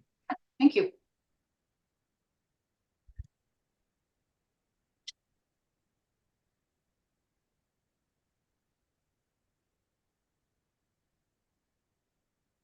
So I've promoted a couple people to speak about this. We've seen a version of this plan 2 or 3 months ago. And so at that point, I did write a more in-depth report and ask for some changes to be made. All of those changes have been made to the plan. They submitted this a couple weeks ago. I just kind of had a chance to look at it for the first time a few days ago, and they've been gracious enough to work with me over the last couple of days to get some of my last-minute concerns addressed. And all of those things have been addressed at this point. So I can share the plan here. Let me just pull this up so you can kind of see what we're talking about here. So if you recall, the enforcement order was issued because there was some unpermitted filling of a wetland buffer zone area here. They kind of used a crushed asphalt topper and kind of filled in this area here. So the restoration plan involves removing that material, trying to get down to there. And there was some historic fill that had been added, we think, over the last 12 years. So they're going to try to remove that material as well. There will be a wetland scientist on site when they're removing that material, trying to get down to the pre-fill grade. Once that has been established, there will be a restoration planting. The restoration planting may be put off until the springtime of next year. I think the plan at this point is to get in there with the heavy machinery and remove the crushed asphalt and establish the the previous existing grade this fall. We're kind of getting tight on maybe not being able to get the restoration planting done this year. So I think the plan at this point may be to do the removal work. Obviously, there would be erosion controls installed around the restoration area, and then just kind of let it sit over the winter. And then oftentimes with something like this, the wetland kind of seed bank underneath where the fill's been added will kind of remain in place and be able to kind of sprout up on its own. And so by the time spring comes around, there may be some additional vegetative growth of the native wetland plants there. And then we will be doing an additional planting kind of on top of that. So there would be no planting until the spring. I wanted to leave that option open. If they Okay. can get it done this fall, great. But if we approve it tonight, initially there was language in here about all of it being done by November 1st, which may be tight. It's about a month and a half to do all the actual removal work, but then also order the plants and have them delivered and have them installed. So I just wasn't quite sure if they could get all of that done this year. And so if it has to spill over into the springtime, I think that is okay. What was the point of the asphalt being there in the first place? Yeah. So the property owner down here, Brewster Ambulance, had a verbal agreement with the neighbor at this lot up here. I'm not sure who that is anymore. It's in these are in our records, but offhand I'm not quite sure. And this property owner was permitted to park vehicles down here, but not necessarily enforce or reinforce the ground with the crushed asphalt. And they kind of did that on their own. And without explicit permission from Brewster Ambulance. So it's just for an expansion of the parking for this lot up here. What it was initially installed for. I mean the crushed stone or whatever. Yeah, it's like a crushed asphalt. Mm-hmm. Who laid it down? The neighbor or the Brewster I'm not sure. Ambulance? Yeah. I think it was this property owner, the neighbor up here, was responsible for putting all of this in. And we have people here that can be able to speak to this in more knowledge than me. I'd like to hear from them, please. Sure. Is Richard Grinnell here? Yep. Yeah, I'm over here. Okay, I'll let Rich speak of that. So a brief summary of it is basically one of the employees at the Brockton location had a sidebar conversation with Simonelli's Towing. He was looking to get onto the Brockton tow rotation with large tow trucks and said, I don't have room in my lot. Can I park 2 of them in your lot? And that was agreed to. And then he cleared out a monstrous area, laid down some terrible things and parked probably about 40 vehicles on our lot. So the concerning part is knowing that the 1555 or 1507 Main Street had said anything when all these vehicles and all this action was happening. And I had went over there one day. I'm like, what is happening here? And long story short, we got a notice and here we are. But yeah, we use about 5% of that parking lot. So in no way, shape, or form would we want to add to it for more parking. It seems like unfortunate someone took advantage of a situation, and we're here to fix it. That's appreciated. Thank you. Yep. Uh, If I may, Margaret Bacon, Ecosystem Solutions. Carly did a good job explaining the plan here, and just to support, I think, planting in the spring instead of trying to force a planting in this fall. It'd be nice to get in there and do the excavation and let things settle. And as Kyle said, let's see what comes up on its own. And to make sure we don't need to do any more additional grading. So I think if we could go in there and do the excavation this fall and then see what happens in the spring, because it's been my experience with restoration projects. Sometimes we've unburied wetlands that were buried 10, 20 feet, and in the wetland plants, I've seen them come roaring back. You know, once you expose the original wetland soil. And a lot of this might not all be a wetland fill. A lot of it could be just buffer zone fill too. And we won't really know that till we start excavating. So I don't know if Rich, if excavation sounds doable this fall. Yeah, we're up for whatever the contractors want to get going with it. Yeah, there's no opposition on our end to get this thing going. So if I might make a suggestion, if the commission were to approve this plan tonight, maybe we, as it being approved, we would throw it back to Brewster Ambulance to instigate to do the plan, and then we might follow up with them next spring and just see where things are. And if they're not followed through, then at that point, another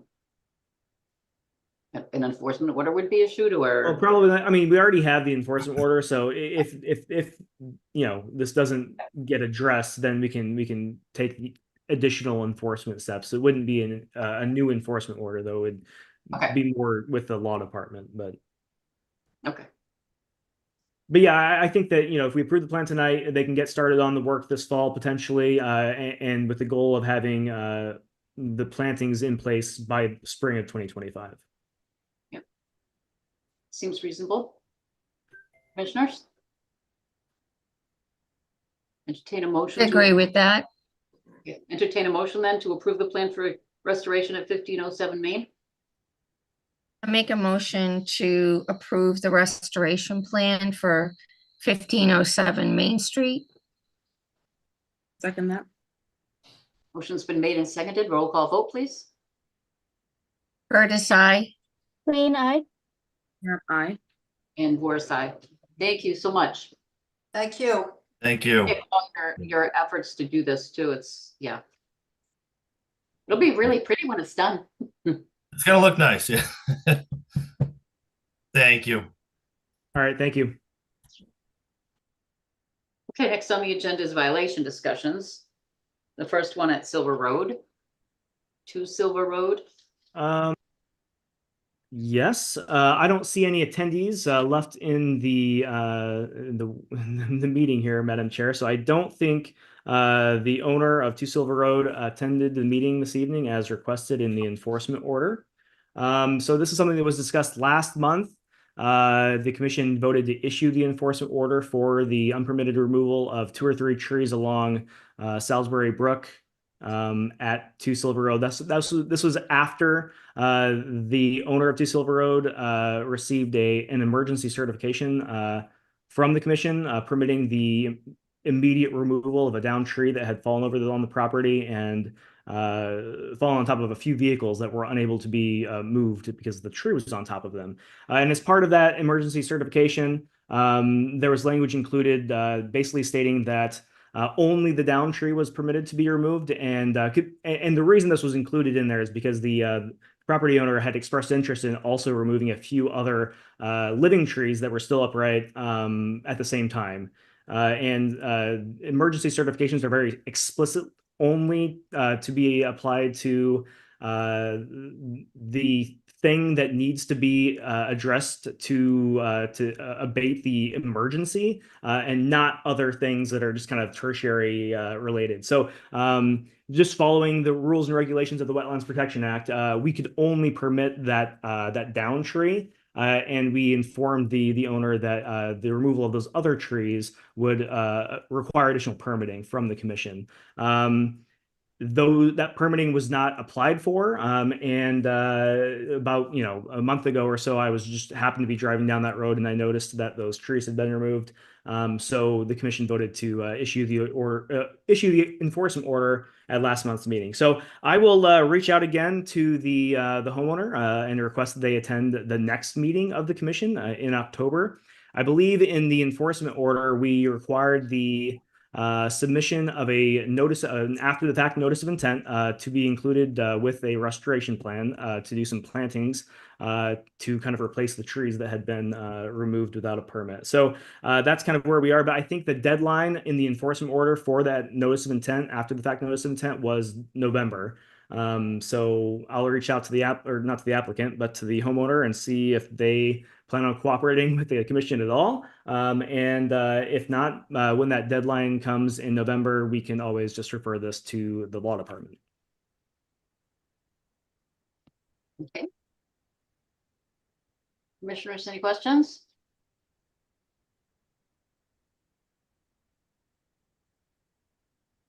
I did receive an email from the owner of the property. And he stated he had gone through DPW and actually gotten DPW's assistance in removing the trees, which was concerning to me as far as why DPW would not have come to the commission about it. So I'm not sure how that will all play out, but I'm sure we'll see.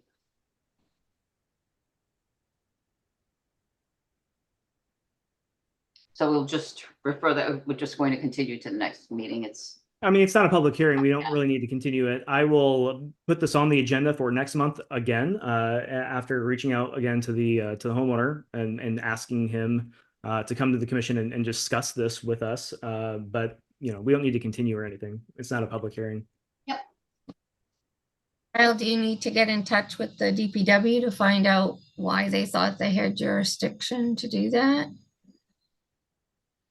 I was going to let the homeowner talk to the commission about all of this before I start rattling cages, but I mean, I spoke to the commissioner of the DPW about this project or about this down tree when all this was happening. Everyone is very aware of jurisdiction and what resource areas are protected. So I'm not sure, I think some corners were cut, honestly. So we'll kind of see how this pans out. Okay. Thank you. So we'll continue this till next month. Continue, but Kyle is going to be sending a letter asking him to come to the next meeting. Yeah, I'll follow up. Okay. And okay, so the next violation discussion will be 95 Pine Ave. Yeah, very briefly, I was made aware that there was some dumping at 95 Pine Avenue Extension. I issued a notice of violation along with people that were working with the Brockton Special Service Department. They deal with dumping cases like this all over the city pretty frequently. So I worked with them and they kind of took lead on this, but I issued a notice of violation in addition to the citations that they issued. The violation notice was sent out. I've got a couple photos here I can just share briefly. So this was taken on September 4th. So I don't think it was the owner of the property that dumped here. This is just by the street. The concrete barrier here is the actual bridge that crosses Salisbury Plain River. I went out today and the site has been cleaned up. So they've cleaned up the dumping. Are you able to see this second photo here? Yes. Good. Yep. So it's been addressed mostly through the efforts of the Inspection Service Department. So thank you to them. But yeah, so this is kind of just made you aware of it, and it's the problem's already kind of been dealt with. Good. Nice job. And you have something to present to us for National Grid? Yeah, we just received a letter from National Grid about some work that they're planning on doing in the next. I think they're actually planning on doing this portion of the work, geotechnical borings, in October. So next month, the work that is being proposed here is these borings are basically they're just going to use an auger to drill down into certain portions to see what kind of soil conditions the soil profile looks like there, to inform their engineering. Excuse me, their engineering design for some new foundation work that they're doing for the electrical grid. So Do you have that's. any idea where that will be? Do you have a map? I have a map. Let me see if I can share that for you. Thank you. They don't say specifically which. There are about 11 points on this map, and only 5 of them are in wetlands, they say. So let me share the screen here. And I've not like cross-referenced this with any wetland maps, but yeah, maybe they're just looking at these you know, so probably this one, maybe this one. But there are they're planning on doing this boring work. It looks like maybe 7, yeah, about 11 different locations across the city. According to National Grid, only 5 of them are in wetland resource areas. But this would be exempt work in service of an already existing public utility that's not enlarging that impact. So what they're looking to do is, I believe, reinforce or redo the foundations of a couple locations along these lines. And to do that work, they need to drill down and just kind of get a soil profile. So that's what the borings will be for. So it's for the foundations of the actual. It's kind of an exploratory boring, so they can know what they're dealing with, so they can properly engineer the foundations at these different locations across on the map here.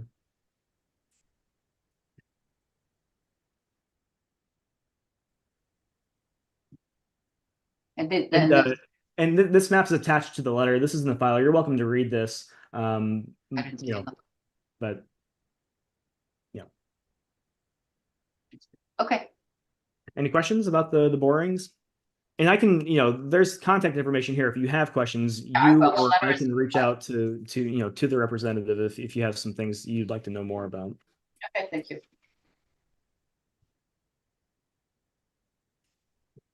Okay. Oh, one final thing. I'm sorry, if I may. Arthur Estates enforcement order. That's something that we've kind of been dealing with over the last few months, since April of this year. The city of Brockton came to an agreement with the developers, so it's kind of a binding agreement that is in the Arthur Estate file. If any of the commission members wish to review that, they are moving forward with installing granite curbing around the existing cul-de-sac to hopefully hold back a lot of that just unstabilized material that's there. Hopefully that addresses most of the erosion on site. If not, the commission has the ability to, well, we will be informed when that work is done, and we will be then assessing the current state of erosion on the site after those curbs are installed. Did they ever get the sign up? The sign has been up and it's supposed to be moved, but I was there today and it hasn't been moved yet. I didn't see any evidence of any actual work on the site other than removing the cease and desist, the stop work kind of order signs that were up. So I don't think they've actually begun doing any of this work yet. Okay, good. I'm glad it came to a resolution anyway. That's good. Yeah. Okay. That's it for me. Thank you. And to adjourn the meeting. Motion to adjourn. Entertain. Do you move to adjourn? Peggy, is that what you said? Yes, yes. Oh. Seconded. Motion's been made and seconded. Roll call vote. Curtis, aye. Green eye. Yeah, aye. And Boris, aye. And Justin? What do you think? Albert, aye. Okay. Take care, everybody. We'll see you. All right. Thanks, everyone. Good night, everyone. Bye-bye.